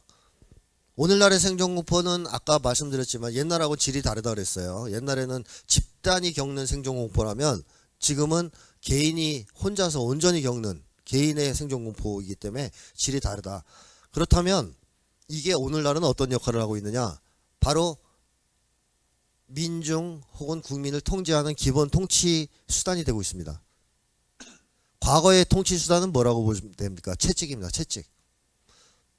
노예제 시대 때 노예들이 일 열심히 안 하면 어떻게 했어요? 그 노예 그 관리자들이 채찍으로 팍팍 때렸죠. 더 열심히 하라고. 이게 과거의 사회, 좀 야만적이죠. 과거의 사회라고 볼 수 있어요. 채찍질을 통해서 움직이는 사회. 한국도 군부 독재가 지배하던 시절만 해도 이런 채찍이 지배했던 사회라고 볼 수 있습니다. 근데 최근에는 이런 노골적인 채찍은 사용하기 힘들어졌어요. 특히 한국 같은 경우에는 격렬한 민주화 투쟁이 벌어지고 하면서 이런 노골적인 채찍으로 국민들을 통제하기 힘들어졌습니다. 그러면 통제 수단을 버릴 수는 없는데 뭘 갖고 통제하면 되겠습니까? 바로 생존공포입니다. 사람들을 개인으로 다 찢어놓고 생존공포에 시달리게 만들면 말 듣게 돼 있는 거죠. 어떻게 보면 이건 현대판 채찍입니다. 그래서 21세기형 채찍이라고 보시면 됩니다. 저는 예전부터 기본소득을 강하게 주장했던 것은 이 채찍을 뺏기 위해서 주장한 겁니다. 그게 없으면 우리가 이 채찍을 계속 맞게 돼 있어요. 생존공포라는 채찍을. 회사에서 윗사람이 갑질하는데 그냥 묵묵히 당하고 있어요. 왜 그럽니까? 덤볐다가는 잘리잖아요. 잘리면 굶어 죽습니다. 그래서 저항을 못 하잖아요. 성희롱 성추행에도 참아요. 왜? 덤비면 잘리니까. 그러면 밥 먹고 살 수가 없으니까. 무서워서 다 참아요. 이거야말로 엄청난 통제 수단 아닌가요? 사람들을 굶주리게 만들어 놓고 생존공포를 겪게 만들어 놓고 고립시켜 놓는다. 그러면 괴롭혀도 저항을 못 하지 않습니까? 채찍 없어도 충분히 사람들을 지배하고 통제할 수 있죠. 이렇게 세상을 만들어 놓으면. 오늘날의 한국 사회가 바로 딱 이런 사회가 돼버렸다는 거죠. 자, 보면은 드라마 같은 거 봐도 맨날 이런 장면이 나오잖아요. 위에서 부당한 지시가 내려왔어요. 나쁜 짓 하라는. 그러면 해요. 그러면서 옆 사람한테 그러죠. 우리 애가 이번에 대학이야. 대학은 졸업해야지. 뭐 이런 유학가 있어. 어쩔 수 없다는 거예요. 자기가 잘리면 나쁜 짓에 동참하지 않고 저항하면 밥 먹고 사는 게 힘들어진다는 거죠. 생존공포를 얘기합니다. 또 경찰 드라마 같은 데 보면 10년 정도의 직위, 형제 같은 경찰이 중요한 순간에 등에서 탁 칼을 찔러 주인공한테. 그럼 주인공이 딱 들어오면서 왜 네가 이러면 우리 어머니가 호수 꽂고 병원에 누워 계시거든. 딱 그런 사정이 다 있어요. 그래가지고서 칼로 꽂 찌른 거예요. 자, 그런 짓을 한 이유도 결국 생존공포 아니에요? 그러니까 생존공포를 통해서 인간을 조종할 수 있는 시대가 온 겁니다. 이제 채찍을 쓰지 않아도 되는 거죠. 자, 이렇게 된다면 여기서 느낌이 오시겠지만 생존공포를 통해서 거짓말을 속게 만들 수 있을까요? 없을까요? 있겠죠. 내가 거짓말을 하는데 안 믿는다 만약에 그 말을, 그러면 생존공포에 시달리게 만들면 되죠. 그게 무서워서 거짓말인 것 같은데도 거짓말일 수도 있는데도 그냥 받아들이는 거예요. 안 그러면 생존공포에 시달려야 되니까. 이건 굉장히 강력한 거짓말을 받아들이게 만드는 수단입니다. 생존공포는. 그래서 대표적인 거짓말이 그 자본주의 사회가 인간 본성에 맞는 사회라는 거짓말, 혹은 인간은 개인 이기주의적인 존재다, 이기적인 존재다, 이런 거짓말들. 그러니까 오징어 게임을 시켜놓으면 이 말이 잘 먹힙니다. 사실 오징어 게임 밖에서를 하지 않을 때 사람들은 이기적이지 않잖아요. 그 드라마를 봐도 그렇습니다. 그 드라마에서 악역으로 나오는 놈이 있는데 서울대 나온 놈이에요. 그러니까 서울대 나온 놈이 꼭 악역을 맡는 이유가 있겠죠. 자, 근데 어쨌든 서울대 나온 놈인데 이게 되게 나쁜 놈이에요. 드라마에서 이제 악당인데 빌런이에요. 근데 이 사람도 오징어 게임을 하지 않을 때는 외국인 노동자가 집에 갈 차비가 없다 그러니까 자기 지갑을 열어서 돈을 다 꺼내줍니다. 있는 돈 다, 지갑에 있는 돈 다 줘요. 이거 차비하라고. 그 정도의 인간성이 있는 놈이죠. 있는 사람이었어요. 근데 오징어 게임 들어가면 악마가 되죠. 자, 이것은 뭘 얘기하느냐. 만약에 우리가 집단 간 경쟁만 했다면, 즉 줄다리기 시합 정도만 하는데 머물러 있었다면 인간이 이기적이라는 거짓말은 사람들이 믿지 않았을 겁니다. 왜냐하면 내 팀이 있고 서로 사랑하고 위해 주는 경험들을 할 수 있으니까. 그런데 개인 간 경쟁 체제로 들어가서 한 명 빼고 다 죽이고 죽이는 살인 게임을 한다면 인간은 악마다라는 얘기가 통하지 않겠어요? 금방 받아들이죠. 그래서 그런 객관적 조건도 있고 어쨌든 생존 공포는 진실을 추구하지 못하게 만드는 가장 큰 원인이 오늘날 되고 있다라는 겁니다. 그리고 뭐 고립공포도 마찬가지겠죠. 고립공포도 거짓말에 속게 만드는데 특히 중요한 것은 무력감입니다. 사람이 개인화됐을 때 나타나는 가장 나쁜 결과는 당연히 고독감, 뭐 고립감 이런 것이라고 말할 수 있겠지만 저는 오히려 무력감이 더 심각한 문제일 수 있다고 봅니다. 사회적 차원에서는. 자, 집단으로 모여서 같이 살아간다. 팀으로 살아간다. 공동체가 있다. 내가 소속된. 그때는 그렇게까지 무력하지는 않습니다. 왜냐하면 나와 같이 하는 팀이 있기 때문에. 근데 만약에 혼자 고립돼서 딱 세상에 홀로 존재한다. 그러면 어떻게 되겠어요? 자기가 힘이 있다고 믿을 수 있을까요? 불가능하죠. 공동체나 집단은 세상을 개혁할 수가 있습니다. 뒤집을 수가 있고 바꿀 수가 있어요. 개인은 못 바꿉니다. 그 사람이 슈퍼맨이 아닌 이상. 그래서 미국은 계속 슈퍼맨 같은 영화를 만드나 봐요. 그죠? 자, 개인은 못해요. 개인이 최대의 힘을 발휘해서 할 수 있는 것은 성공과 추세밖에 없어요. 세상은 못 바꿉니다. 자, 그렇다면 만약에 우리가 공동체로 묶여 있다면 세상을 바꿀 수 있다는 희망과 믿음을 가질 수 있겠죠. 근데 만약에 내가 개인으로 쪼개져서 혼자 살아가고 있다면 내가 힘이 있다는 믿음을 가질 수도 없고 세상을 바꿀 수 있다는 믿음도 가질 수 없게 됩니다. 이게 한국 사회에 어떻게 나타나냐면 오늘날 한국의 젊은이들 보면 곽상도 아들이 50억 퇴직금 받은 거에 대해서는 분노를 많이 합니까?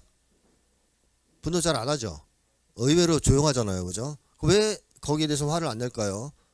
엄청나게 큰 사건인데 왜 하지 않냐면 그거는 한국 같은 다층적 위계 사회, 젊은이들은 이제 그 금수저, 흑수저, 은수저 사회 이렇게 이제 부르죠. 근데 그런 사회에서 생긴 문제잖아요. 구조적 문제잖아요. 한마디로 그건 건드릴 수 있다고 생각해요. 건드릴 수 없다고 생각해요.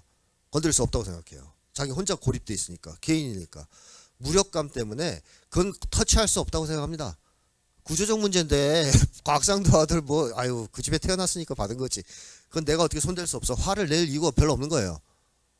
근데 누군가가 표창장을 위조해서 시험 볼 때 내 자리를 뺏었다. 이건 어때요? 머리 꼭지가 도는 거죠. 화가 엄청나게 나는 겁니다. 그리고 그거는 항의하면 고칠 수도 있을 것 같아. 개인 간 경쟁의 시스템 규칙 정도니까.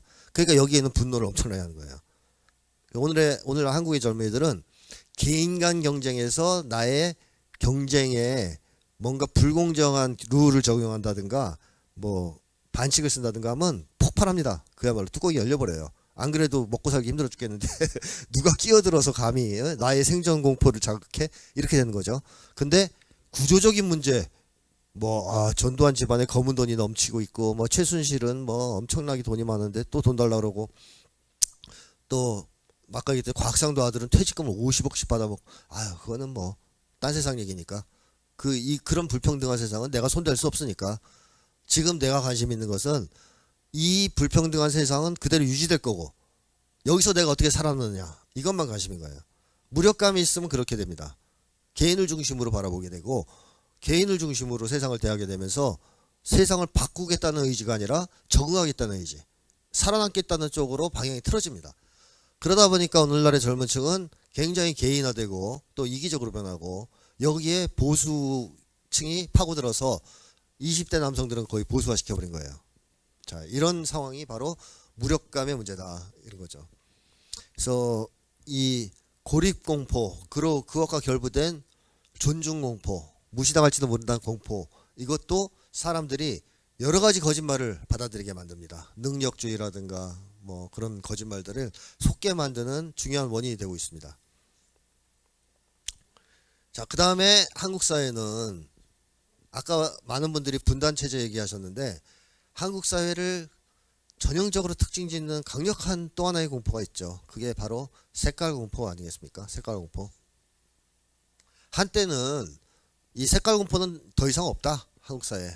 별 의미 없다. 색깔 공격도 더 이상은 나오지 않을 것이다. 이런 얘기를 하는 사람들이 있었어요. 민주당 내에도 많았습니다. 진짜로.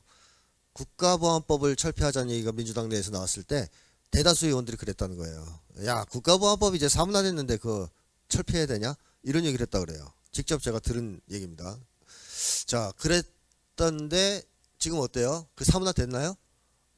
간첩들이 막 나타나기 시작했죠. 이상하게 민주정부 때는 간첩이 없는데 이 독재 정권이 들었으면 꼭 간첩이 만들어져요. 그죠? 간첩이 생겨납니다. 그리고 색깔 공격이 난무하고 있죠. 지금 윤석열 정부는 거의 뭐 이념을 가지고 사회를 갈라치기 하려고 하는 의도를 지금 드러내고 있습니다. 한마디로 색깔 공격은 완벽하게 부활해서 지금 되살아났어요. 게다가 이번에 지금 전주울에서 그 진보당 후보가 1등하고 있죠. 여론조사에서. 그리고 2등은 그 민주당 철새 정치인이라고 하는 임모 씨가 2등을 하고 있는데, 이 임모 씨가 1등한테 색깔 공격한 거 아세요? 색깔 공격했어요. 예, 종북 세력이 뭐 전주를 지배할 수 있다 뭐 이런 하여튼 그런 식으로 색깔 공격을 했어요. 이거 한국 사회가 얼마나 심각한 사회냐. 뭐 이제 사문화돼서 아무나 안 한다, 아무도 그걸 뭐 두려워하지 않는다, 다 거짓말이라는 게 이번 사태에서 또 명확하게 드러났습니다. 아직도 여전합니다. 이 색깔 공포는 뭐냐면 색깔에 대한 공포는 아닙니다. 혹시 여러분들은 사회주의자가 무서워서 두려워하신 적 있어요? 옆집에 이사한 아저씨가 사회주의자일까봐 그런 거 걱정하신 적 있어요? 없죠. 근데 뭘 걱정하느냐? 우리가 걱정하는 거는 내가 알던 사람이 빨갱이로 몰려서 간첩, 이번처럼 간첩으로 찍히면 그건 걱정돼요? 안 돼요? 왜죠? 걱정되죠. 왜냐하면 나도 같이 말려들 수가 있잖아요. 빨갱이로. 자, 이거는 그래서 무슨 얘기냐? 색깔 공포는 색깔에 대한 공포가 아니라, 즉 사회주의나 이런 거에 대한 공포가 아니라 색깔로 낙인 찍힐 수도 있다는 공포예요. 괜히 내가 잘못 처신했다가 빨갱이로 낙인 찍힐 수도 있다, 종북으로 낙인 찍힐 수도 있다라는 공포입니다. 한국에서 낙인 찍히면 어떻게 됩니까? 색깔 빨갱이로. 일단 밥 먹고 사는 게 힘들어져요. 생존이 불가능해집니다. 생존 공포가 심한 조건에서 이건 치명적이죠. 심지어는 사회적 고립도 각오해야 될 수 있습니다. 지금은 좀 나아졌지만 그래도 여전히 사람들이 꺼려하죠. 아, 저 사람은 빨갱이래. 저 사람은 종북이래. 아, 이거 상당히 한국에서 큰 치명적인 어떤 상처죠. 뭐 핸디캡이고.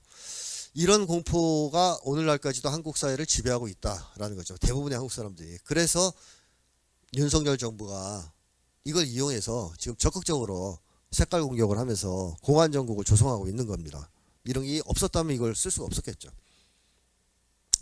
이 색깔 공포증이 생겨나는 이유는요, 그 세대에 따라서 약간의 차이가 있습니다.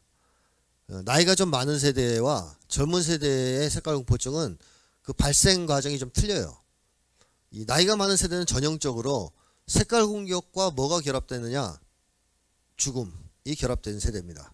그러니까 지금 여기 계신 분들 중에서도 나이가 좀 있으신 분들은 아마 경험이 있을지도 모르겠습니다.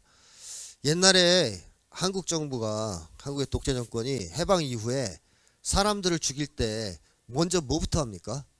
색깔 공격부터 하죠. 빨갱이들이라고. 그래놓고 죽입니다. 거꾸로 뭐 하는 경우도 있습니다. 죽여놓고 왜 죽였냐 그러면 빨갱이라 죽였다 하는 경우도 있습니다. 어쨌든 한국에서는 색깔 공격은 단순한 언어적 공격이 아니에요. 반드시 국가폭력이 뒤따릅니다. 그 뒤에.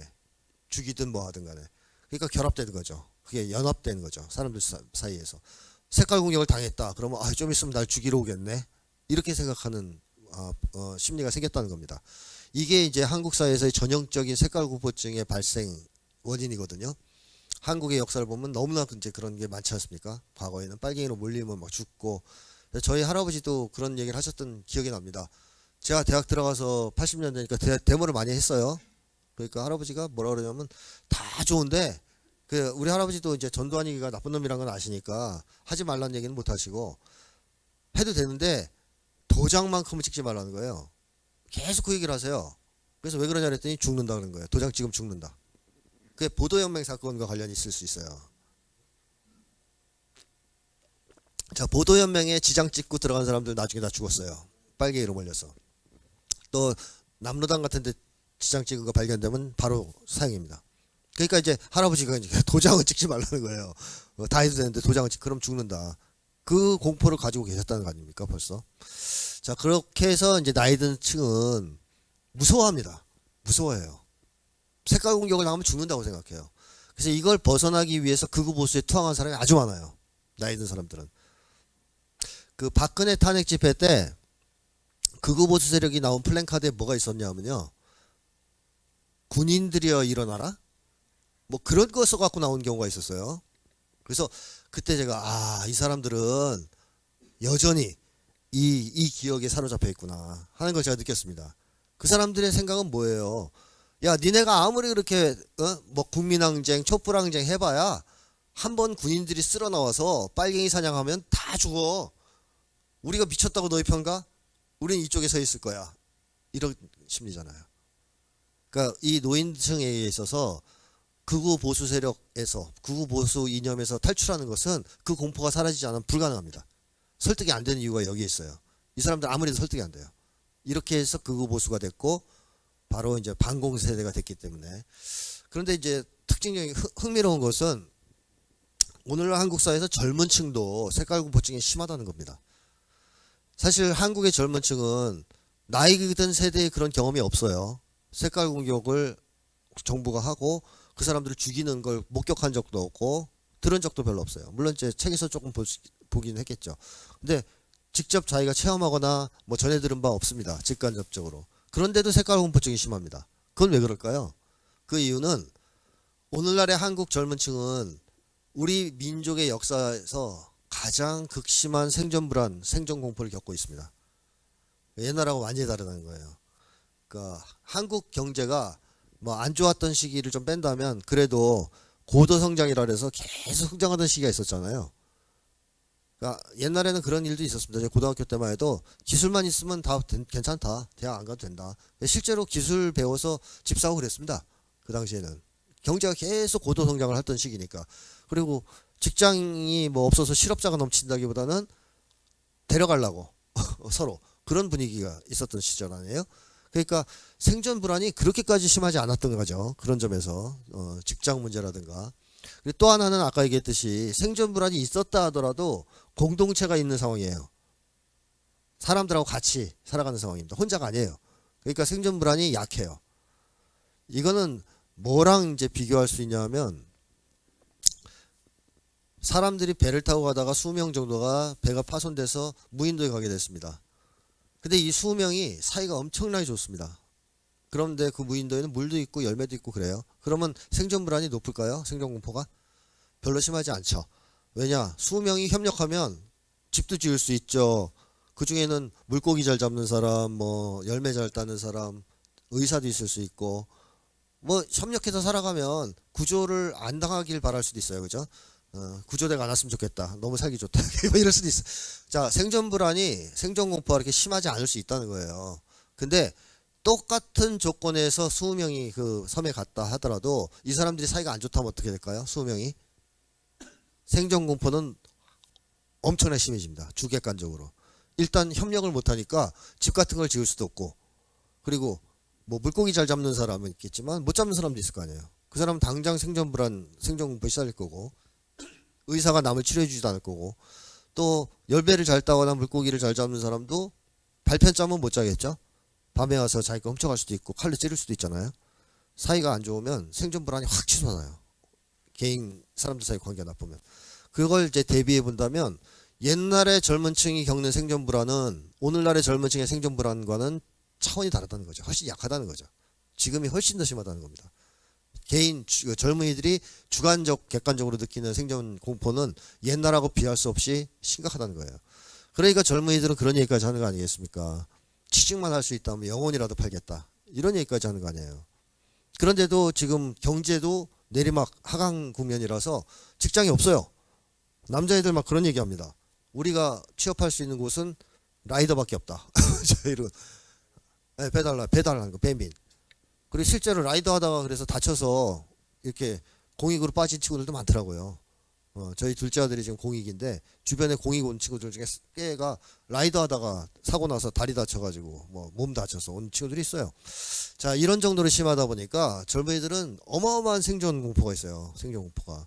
근데 한국 사회에서 빨갱이로 낙인 찍히면 뭐가 문제일 거라는 건 압니까? 이 젊은이들이 살면서 뭘 배웠을까요? 밥 먹고 살 수 없게 된다. 한마디로 사회에서 왕따 당해서 생존이 불가능해진다는 것을 배웠겠죠. 그럼 뭐랑 결합돼요? 옛날에 나이 든 세대는 색깔 공격과 죽음, 색깔 공격과 국가 폭력을 결합시켰다면 젊은이들은 색깔 공격과 생존 공포가 결합돼 버리는 거죠. 그래서 젊은이들은 색깔 공격에서 벗어나기 위해서 우리 극으로 갈래? 밥 먹고 살래? 그게 유리해. 괜히 저기 진보 개혁 쪽에 얼쩍거리다가는 밥줄 끊겨. 여기로부터 성향이 보수화되는 측면이 강하다는 겁니다. 지금 지구촌은 신자유주의 체제가 종말을 고했다는 거에 대해서 다 동의하고 있고, 뭐 한국 빼고 다 동의하죠. 윤석열 정부 빼고 다 동의하는 것 같아요. 그러다 보니까 새로운 사회로 넘어가야 된다라는 어떤 요구가 높습니다. 그 남미 같은 경우에는 다 좌파 정권으로 교체됐잖아요. 그걸 반영하듯이. 그리고 미국이나 유럽 같은 데도 젊은이들 여론조사하면 50%에서 60% 이상이 사회주의를 지지하는 쪽으로 이념 지형이 바뀌고 있어요. 근데 우리나라 젊은이들 중에서 사회주의를 지지하는 젊은이들이 몇 퍼센트 될 것 같아요? 0.2? 세계적인 추세는 50에서 60%인데 한국은 0. 몇 대가 나온다니까요. 왜 그렇겠습니까? 그 이념이 잘못돼서 틀려서 극우 이데올로기가 옳아서 그런 거와 무관하죠. 한국 사회에서는 그쪽으로 가면, 레프트로 가면 밥줄 끊긴다. 라이트로 가야 밥 먹고 살기가 좋다. 이게 젊은이들한테 확 박혀 있거든요. 이게 젊은 세대의 색깔 공포증이에요. 그렇다면 거짓말 잘 먹힐 수밖에 없겠죠.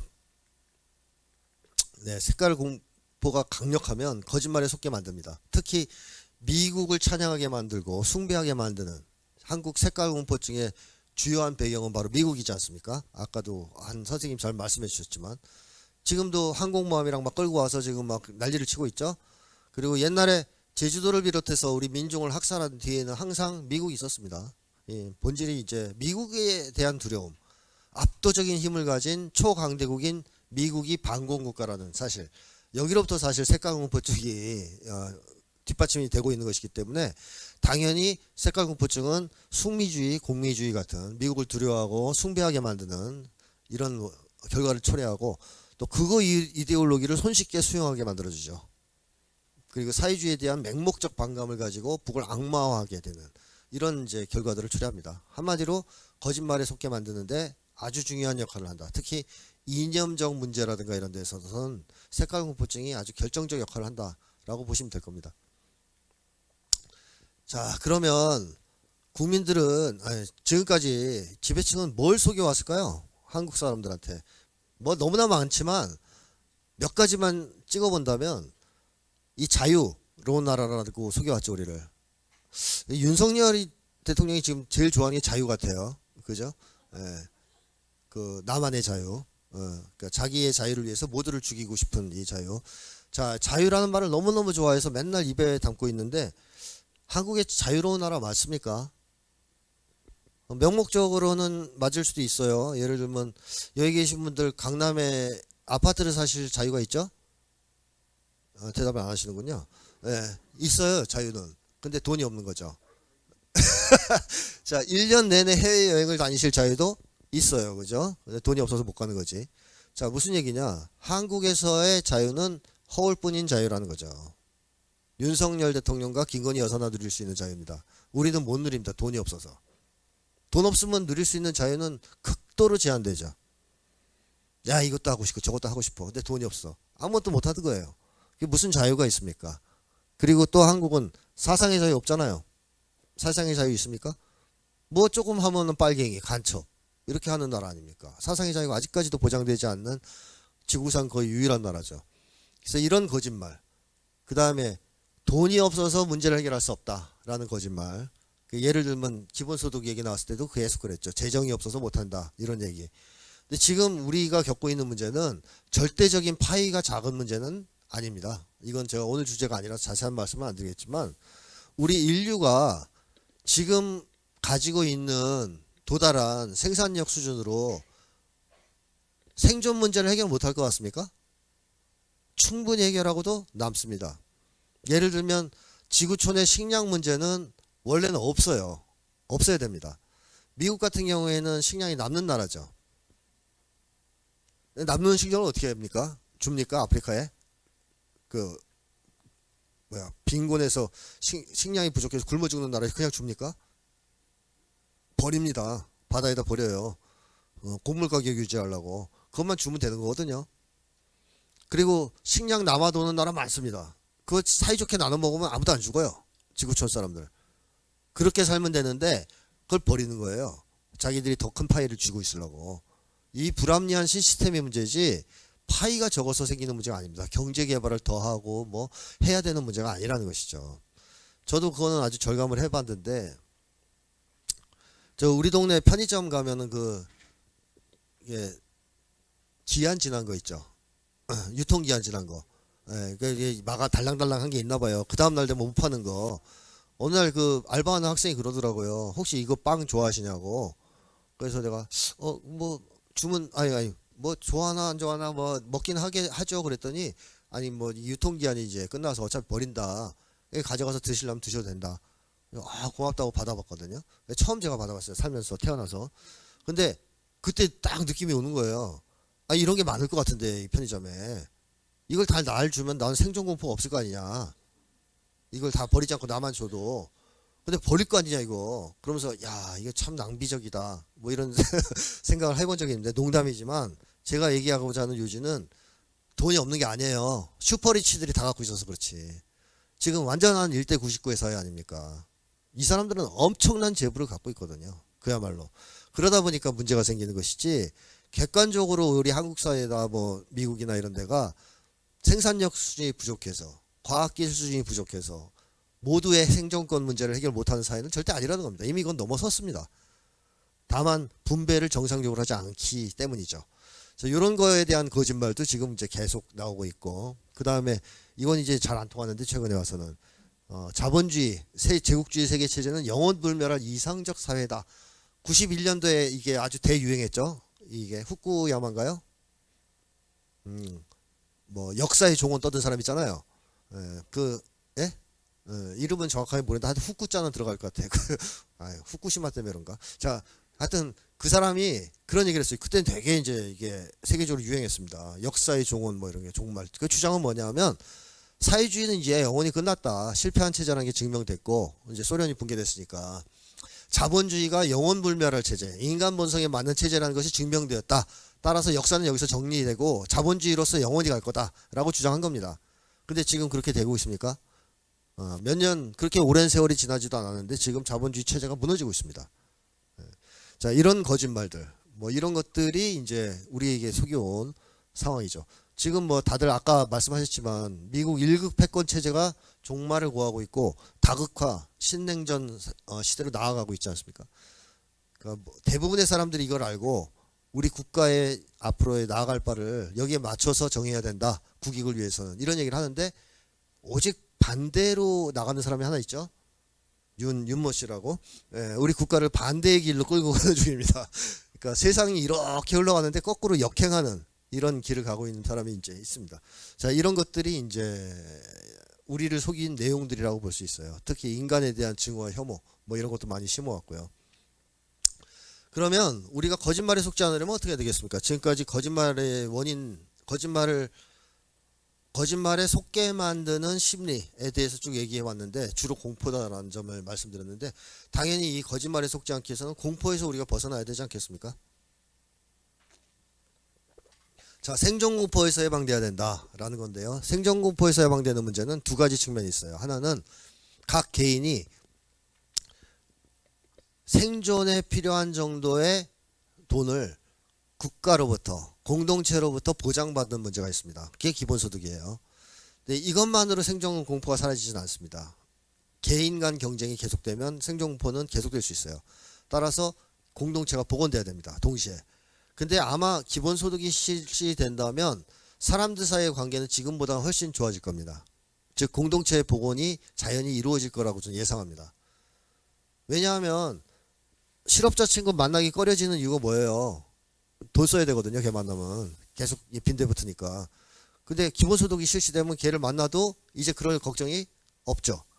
예, 그렇죠. 그러니까 이제 친구 관계가 복원되는 거예요. 돈과 상관없이.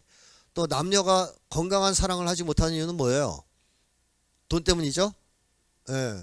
여자들이 사랑을 중심으로 남자를 골라야 되는데 돈 많은 사람을 고르잖아요. 그러니까 남자들이 열받아서 또 예쁜 여자만 찾잖아요. 예, 이러면서 이제 사랑이 왜곡되잖아요. 근데 만약에 기본소득이 보장된다면 남녀가 연애를 할 때 뭘 보겠습니까? 청춘 남녀들이 인간성부터 보겠죠. 성격 이런 걸 보겠죠. 얼마 버니 이건 주주 관심사가 아니게 되는 거죠. 자, 그러면서 인간관계가 건강해지고 공동체가 복원되기 시작할 겁니다. 그런 점에서 우리가 지금까지는 오징어 게임을 시켰어요. 구슬치기를 시키고 있잖아요. 혼자서 어떻게든 살아남아라. 각자 도생을 통해서 네 문제, 생존 문제를 해결해라. 또 무시당하는 것에서 탈출해라. 이렇게 우리를 부추기고 있는데 이제 그걸 그만두자는 거죠. 그걸 그만두고 집단적으로 해결하자는 거예요. 집단적으로. 사회를 바꿔서 집단적 해결로 나가자. 그게 바로 어떻게 보면 저는 이재명 대표가 얘기한 기본사회에 대한 주장일 수도 있다고 봅니다. 자, 고립공포로부터 해방되려면 당연히 연대와 공동체가 복원돼야 됩니다. 그리고 이러려면 평등 수준이 높아져야 돼요. 한국 사회에서 격차를 줄이는 평등주의 정책을 펴려고 하면 사람들이 환영할까요? 아니면 반대를 많이 할까요? 반대 많이 할 것 같은 예감이 드시죠? 인국공 사태에서 보셨듯이 자기 밑에 있는 사람들을 정규직화 시켜주니까 반발하잖아요. 그 이유는 한국이 다층적 위계 사회이기 때문에 그래요. 왜 그러냐면 다층적 위계 사회에서 사는 사람들은 항상 열등감에 시달립니다. 자기보다 위에 사람들이 있기 때문에. 그럼 그걸 보상받기 위해서 뭘 필요로 합니까? 우월감을 필요로 합니다. 아랫사람들을 필요로 해요. 자기가 무시할 수 있는 대상이 필요해요. 그러면 아랫사람들이 없어지는 건 어떻게 돼요? 문제가 돼야 안 돼요? 문제가 되는 거죠. 치명적인 거죠. 뭐 쉽게 얘기하면 이런 거예요. 내가 우리 반에서 제일 못생긴 줄 알았는데 고등학교 시절에 나보다 더 못생긴 애가 왔어요. 전학을. 그때 그 안도감 아시죠? 제가 이제 모든 비난을 다 받겠구나. 나는 괜찮아. 근데 걔가 전학 간대요 갑자기. 그때의 그 충격. 안 되는 거죠. 그런 상황은 절대로 용납할 수 없는 겁니다. 자, 다층적 위계 사회에서 사람들은 위계에 엄청나게 민감해요. 따라서 아래층 위계가 올라오는 것은 자기 위계가 떨어지는 걸 의미합니다. 이건 받아들일 수 없는 일이에요. 자, 그럼 이걸 줄이려면 어떻게 되냐? 저는 먼저 기본소득부터 해야 된다고 보는 쪽이에요. 생존 불안부터 줄여주면 사람들이 시야가 어떻게 되냐면 자기로부터 벗어나기 시작합니다. 만약에 그게 해결되지 않으면 우리 한국 사람들은 거의 다 개인의 생존 문제에만 매몰돼 살 겁니다. 당장 내가 죽게 생겼으니까 돈이 없으면 큰일 나니까. 그래서 그 세상이 어떻게 돌아가야 되는지 어떤 세상이 좋은 세상인지 이런 거에는 관심을 못 가지고 어디 가면 취직할 수 있고 어떻게 하면 돈 벌 수 있고 이런 거에만 관심 갖게 돼 있어요. 근데 기본소득이 제공돼서 생존공포에서 어느 정도 해방되면 그 다음부터 사람들은 관심이 어디로 가겠어요? 사회에 갑니다. 사회로 갑니다. 이건 필연이죠. 공동체 쪽으로 갑니다. 어떤 세상이 더 좋은 세상이고 더 아름다운 세상인가? 여기에 귀를 기울이게 되고 관심을 갖게 되고 그걸 위해서 노력할 수 있게 됩니다. 그런 평등주의 정책을 추진하자라는 말에 동의하게 돼요. 또 기본소득을 맛봤기 때문에 더욱더 그런 성향을 띠게 되겠죠. 그래서 굉장히 중요한 의미가 있어요. 이 기본소득은 제가 볼 때. 그리고 마지막으로 색깔공포로부터도 해방돼야 되겠죠. 당연히. 그러려면 정면 대결도 해야 되겠고 색깔공포에 대해서. 국가보안법 빨리 철폐해야 됩니다.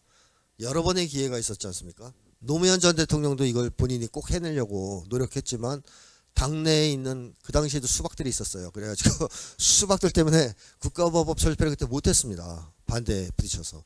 그 이후에도 여전히 아까 얘기했듯이 수박들은 그거 사문화됐는데 뭐 이렇게 얘기하고 있어요.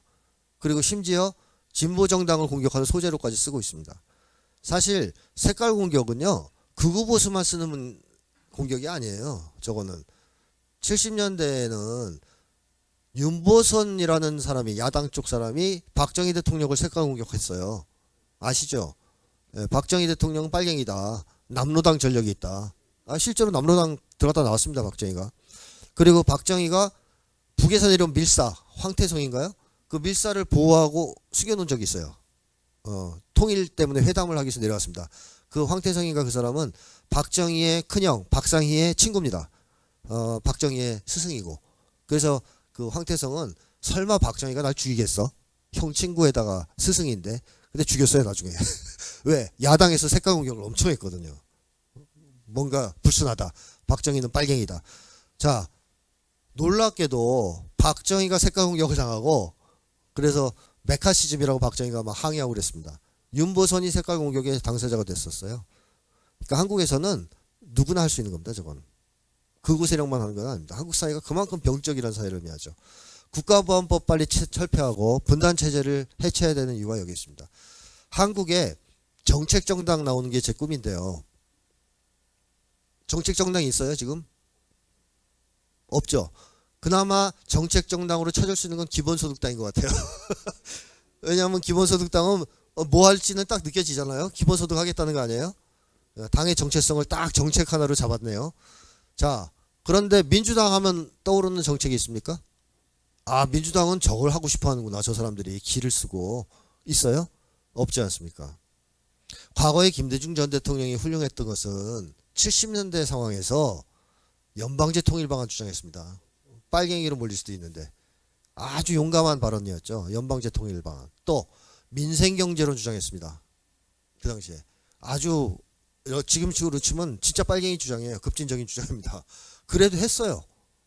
정책을 제시한 거죠. 정책을. 그걸로 싸웠어요. 물론 상대방은 빨갱이로 몰았죠. 그렇게 해서 정책 대결을 하지 않고. 근데 한국은 정책 정당이 나올 수가 없어요. 왜냐? 정책을 가지고 전면에 걸고 싸우면 빨갱이로 몰려요. DJ가 김대중 전 대통령이 그래서 당했고 다른 사람들도 그랬습니다. 기본소득 내세우니까 또 사회주의라고 공격합니다. 정책을 내세우는 걸 두려워합니다. 그래서 민주당이 어떻게 변했느냐? 정책을 가지고 전면에 내세우고 싸우지 않는 정당으로 바뀌었어요. 색깔 공격을 받지 않은 한도 내에서만 싸우는 정당으로 바뀌었습니다. 그럼 무슨 정책을 가지고 싸우겠습니까? 국힘하고 무슨 차이가 있겠어요? 근본적인 개혁 같은 걸 주장할 수 있겠습니까? 불가능한 거죠. 국가보안법이 없어지고 분단체제가 해체돼야만 한국 사회에 비로소 정책 경쟁의 시대가 열릴 수 있습니다. 지금은 정책 경쟁 시대가 아니라 흠집 내기를 누가 잘하냐에 의해서 승부가 결정되는 시대 아닙니까? 이재명이 더 더럽냐 아니면 윤석열이 더 더럽냐. 그렇죠? 한동훈 머리가 더 머리가 그러면 안 돼. 하여튼 한동훈이 더럽냐 누가 더럽냐 이런 거 갖고 싸우는 이제 대장동. 대선 이슈가 대장동이라는 게 말이 됩니까? 기본소득 갖고 싸웠어야죠. 그렇게 못한다는 거예요. 한국 사회는. 그래서 이걸 하려면 국가보안법과 색깔 공격을 할 수 없도록 국가보안법과 분단체제 해체가 필수적이다라는 겁니다. 자, 제가 시간을 좀 초과한 것 같아요. 지금 너무 시간 많이 쓴 것 같은데 일단 오늘 강의는 이걸로 마치겠습니다.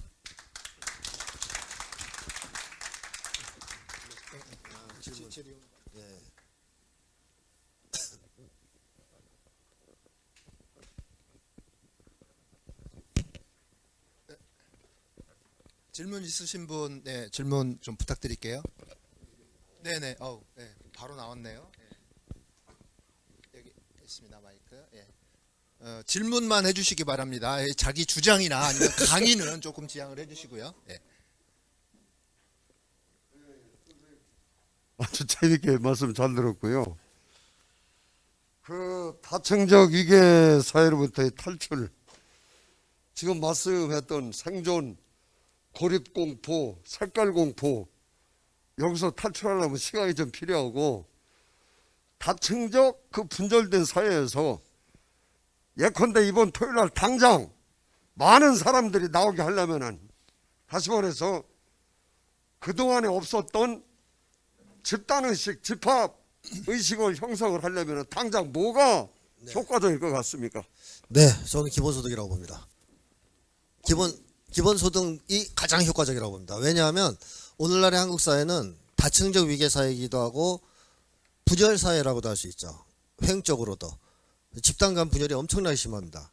예를 들면 호남 지역에 좋은 정책을 추진하려고 하면 영남에서 반대하고 뭐 좀 이건 예지만 택시 기사들을 위한 정책을 하면 버스 기사들이 반발한다든가 이런 현상이 있어요. 남자들을 위한 정책을 하면 여자들이 반발, 여성을 위한 정책을 하면 남자애들이 팔팔팔 이런 상황이에요. 따라서 공동의 목표, 공동의 이해관계를 대변하는 아주 스펙트럼이 넓은 전 국민을 대변하는 정책을 내세워야 되거든요. 그게 기본소득 아니겠습니까? 그러니까 최하위 계층에게 복지를 보장하자 그러면요, 그 차상위 계층이 반대한다 그래요. 제일 기분 나쁘다. 왜 계층들만? 근데 기본소득을 해야 그런 게 없어져요. 그러니까 국민들이 하나로 뭉쳐서 싸울 수가 있습니다.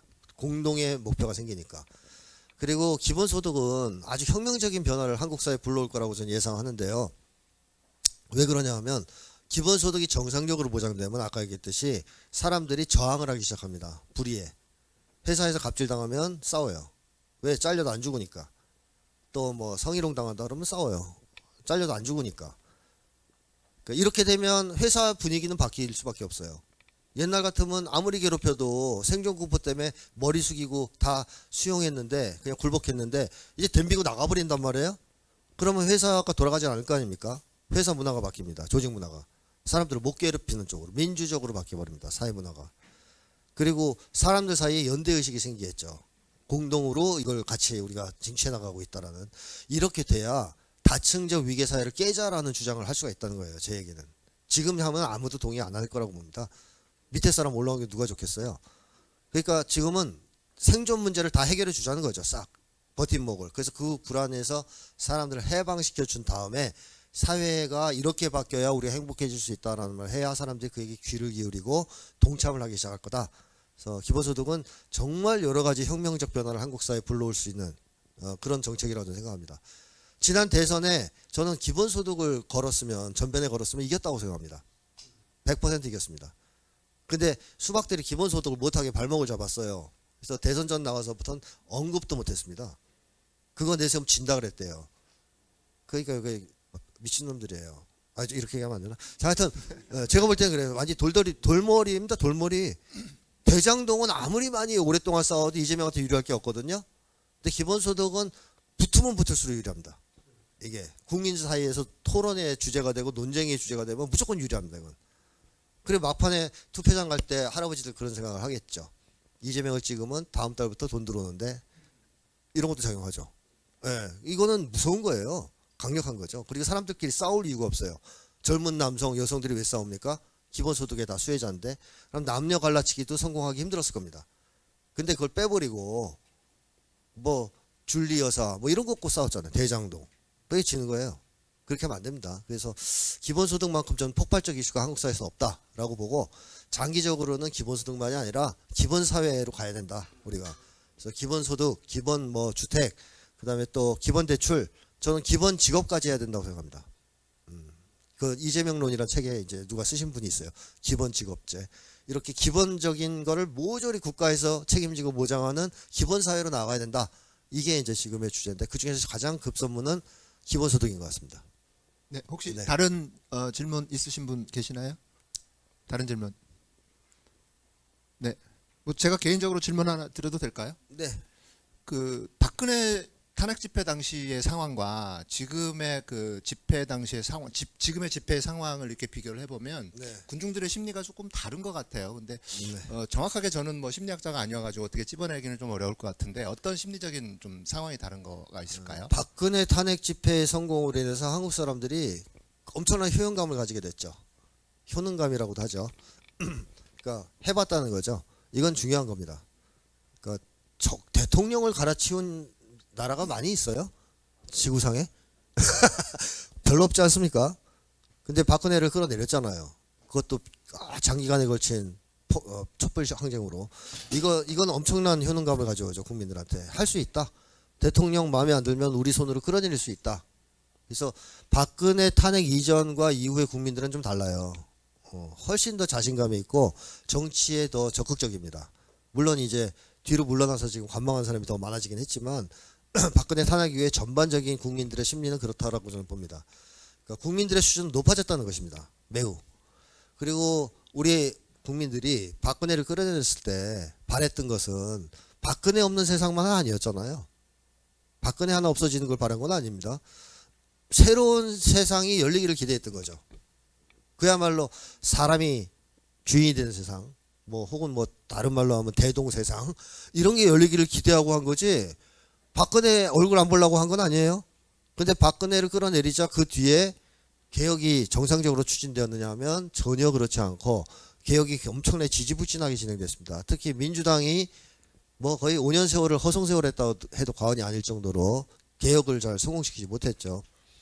여기에서 이제 국민들이 갖게 된 게 바로 이번 탄핵이라고 하긴 뭐고 윤석열을 심판하고 끌어내리기 위한 항쟁에 주저하게 된 이유입니다. 또 끌어내리면 민주당이 또 5년 동안 우리 암 걸리게 만들 텐데 내가 미쳤다고 나가냐? 이런 게 있어요. 지금은 상당한 많은 사람한테. 물론 이제 그런 사람들도 있고 어떤 사람들은 아유 그 이런 거 저런 거 다 따지지 말고 나 윤석열 때문에 당장 죽게 생겼으니까 일단 끌어내리자 한 사람들도 있지만 더 많은 사람들은 대체로 그런 게 있어요. 아 그때 끌어내려 봤는데 뭐 바뀌는 것도 없고 이번에도 끌어내리면 또 민주당이 정권 잡을 건데 쟤네들이 과연 개혁을 하겠나? 이런 의구심. 그래서 쉽게 얘기하면 이번에는 국민들이 비전이 제시되지 않는다면 명확하게 윤석열이 없는 세상이 아니라 윤석열을 끌어내리고 나서 어떠한 미래를 우리에게 줄 것인지 보여줄 것인지 또 제공할 것인지 이게 확실하게 느껴져야 아 그래 한 번 더 해보자 할 수 있는 저력은 이미 갖추고 있는데 그 어떤 동기 촉발제 이게 될 수 있을 거라고 보거든요. 저는 그래서 이재명 대표가 국회의원설 시작할 때 국회의원설 하면서 기본사회 얘기를 하길래 굉장히 기분 좋았습니다. 저 정도 이슈면 한번 싸움을 하겠다. 민주당이 기본사회를 들고 좀 더 그걸 구체화하고 더 확장해서 국힘하고 붙으면서 윤석열 끌어내리고 기본사회로 가자. 이렇게만 해도 좀 효과가 있겠다 했는데 그게 쏙 들어가더라고요. 또 하도 내부에서 두드려 맞아서 그런지. 지금은 그래서 정책 대결 자체가 거의 없는 것 같아요. 민주당도. 그냥 오로지 국힘의 흠집 잘못하면 뭐 매국 외교 실패한 거 이런 것만 얘기하지 비전을 제시하고 미래를 얘기하는 거에선 취약하다. 그래서 국민들이 뭐 마음속으로 윤석열 좋아하는 사람이 누가 있을까요? 그죠? 그러니까 심지어 국힘 지지자들도 윤석열을 싫어하거든요. 이건 제가 100% 보장하는데요. 윤석열을 개인 인간 그 자체를 좋아하는 사람은 거의 없어요. 예. 김건희 씨도 싫어할 거야 아마. 그러니까 그런 상황이기 때문에 이제 국민들이 그런 것만 제공된다면 충분히 나올 수 있다 다. 그리고 윤석열을 끌어내리는 것은 일도 아니다라고 생각합니다. 예, 그걸 잘해야 됩니다. 그래서 민주당이랑 이 진보 세력이. 네. 혹시 다른 질문 네, 있으신가요? 예, 예. 한 분만 네, 마지막으로 한 분. 네, 네. 감사합니다. 그 지금 마지막 말씀해 주신 게 굉장히 중요한 부분이라고 생각하는데요. 앞으로 촛불의 행동이나 어떤 그 캐치프레이즈나 그런 걸 만드는 데 있어서도 참 중요한 점이라고 느끼는데 여러 가지 공포에 대해서 말씀해 주셨고 그런 공포에 사로잡힌 사람들은 거짓말에 넘어간다 하셨잖아요. 그러니까 아마도 여기 다 오신 분들은 그런 거짓말에 넘어가지 않는 분들이 오셨을 텐데 그러면 우리들이 그런 공포에 사로잡혀 있고 쉽게 넘어갈 수 있는 사람들을 우리들이 어떻게 해야 그분들을 공포에서 나오실 수 있게 우리가 독려를 할 수 있을까? 우리가 뭘 할 수 있을까? 네. 그 좀 구체적인 말씀을 해주시면 좋을 것 같아요. 네. 일단 사람들이 뭘 자꾸 받아들이고 믿고 거짓말 같은 거 속고 이럴 때 그 이유가 어디 있는지 알려주는 게 중요합니다. 네가 지금 머리로서 차분하게 생각해서 그걸 받아들이는 게 아니라 이러이러한 공포 때문에 그걸 받아들이는 거다라는 것을 자각시켜주는 것이 상당히 중요하고요. 그렇게 자각시켜주는 것만으로 또 해결되지 않는 것이 있죠. 공포가 워낙 강력하다면. 그래서 공포를 줄이기 위해서도 노력을 해야 되겠죠. 가장 큰 거는 무력감에서 탈출하게 하는 거죠. 무력감의 근본 원인은 개인화입니다. 개인으로 고립되면 무력해져요. 그래서 사람들이 이 무력감에서 탈출하게 하기 위해서는 자꾸 연대야 연합, 공동체 이런 것들을 만들어서 엮어줘야 됩니다. 그래야 조금씩 공포에서 벗어나요. 이길 수 있는 힘이 생기죠. 그 다음에 이제 세 번째로는 공포의 대상이 그렇게 공포스럽지 않다는 것을 실천적으로 보여줄 필요가 있습니다. 그러니까 뭐 그 개가 막 짖잖아요. 미친 개가. 그럼 무서워서 막 벌벌 떨고 있으면 그거 지켜본 사람 더 무서울 거 아니에요. 와 역시 미친 개는 무서워. 근데 가서 구두발로 까면 되거든요. 그럼 걔가 막 깽깽 거리고 막 울잖아요. 그러면 이제 무서운 줄 알았더니 그렇게 안 무섭네 하면서 공포가 줄어드는 것도 있어요. 다시 말하면 지금의 촛불 세력이 윤석열 정권과 용감무쌍하게 싸우는 모습을 보여주면 보여줄수록 공포는 줄어든다라는 것이죠. 이제 공안 탄압이 심해진다 그래서 위축되고 겁을 먹고 하면 사회 공포 분위기가 더 심해질 것이고 여기에 맞서서 더 잘 싸운다 오히려. 그러면 공포는 오히려 줄어들 수 있다. 근데 예전에 비해서는 이 공포가 사실 색깔 공포는 약해진 게 맞습니다. 오죽하면 국힘당 애들이 무슨 말만 하면 우리 여보고 색깔론이라고 막 날 치냐 이러면서 이제 피해의식을 호소할 정도로 색깔 공포는 예전에 비해 좀 줄었어요. 비교적 잘 견딥니다. 하지만 생존 공포는 예전하고 비교할 수 없을 정도로 큽니다. 생존 공포나 고립 공포, 존중 공포 같은 거. 그래서 그 부분을 해결해야 되거든요. 또 그걸 해결하는 쪽은 아까도 제가 얘기했던 그런 정책들을 제기하고 국민들한테 이 문제를 개인이 해결하지 말고 공동체나 사회를 통해서 해결할 수 있다라는 걸 제시하는 게 중요하다고 말씀드렸고요. 그래서 어쨌든 그런 정도 세 가지만 말씀드리겠습니다. 네. 자, 수고해주신 우리 김태형 소장님께 큰 박수 부탁드리겠습니다. 네, 고맙습니다. 자, 오늘 강좌는 저희가 여기서 마치도록 하고요. 지금 이제 기념 촬영을 좀 하도록 하겠습니다. 좀 시간이 좀 많이 지체가 된 관계로 여기 좀 앞으로 좀 나와주시겠어요? 이제 의자를 좀 앞으로 좀 보내주시고요.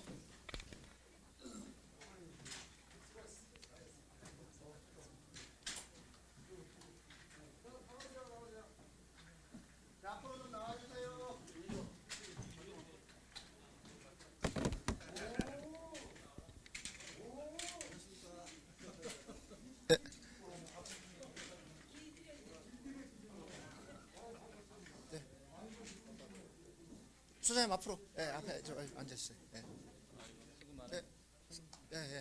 앉아주시고요.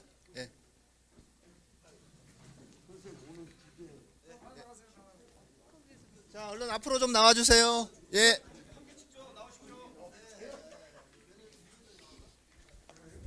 형님 사진 좀 부탁드릴게요.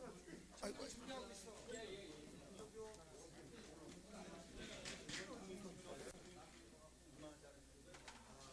요거 한쪽으로 조금 치워야 될 것 같은데. 오늘 새벽에 나오시냐고. 조금 더 치울 수 있나요? 쪽으로 완전히. 아, 그래요.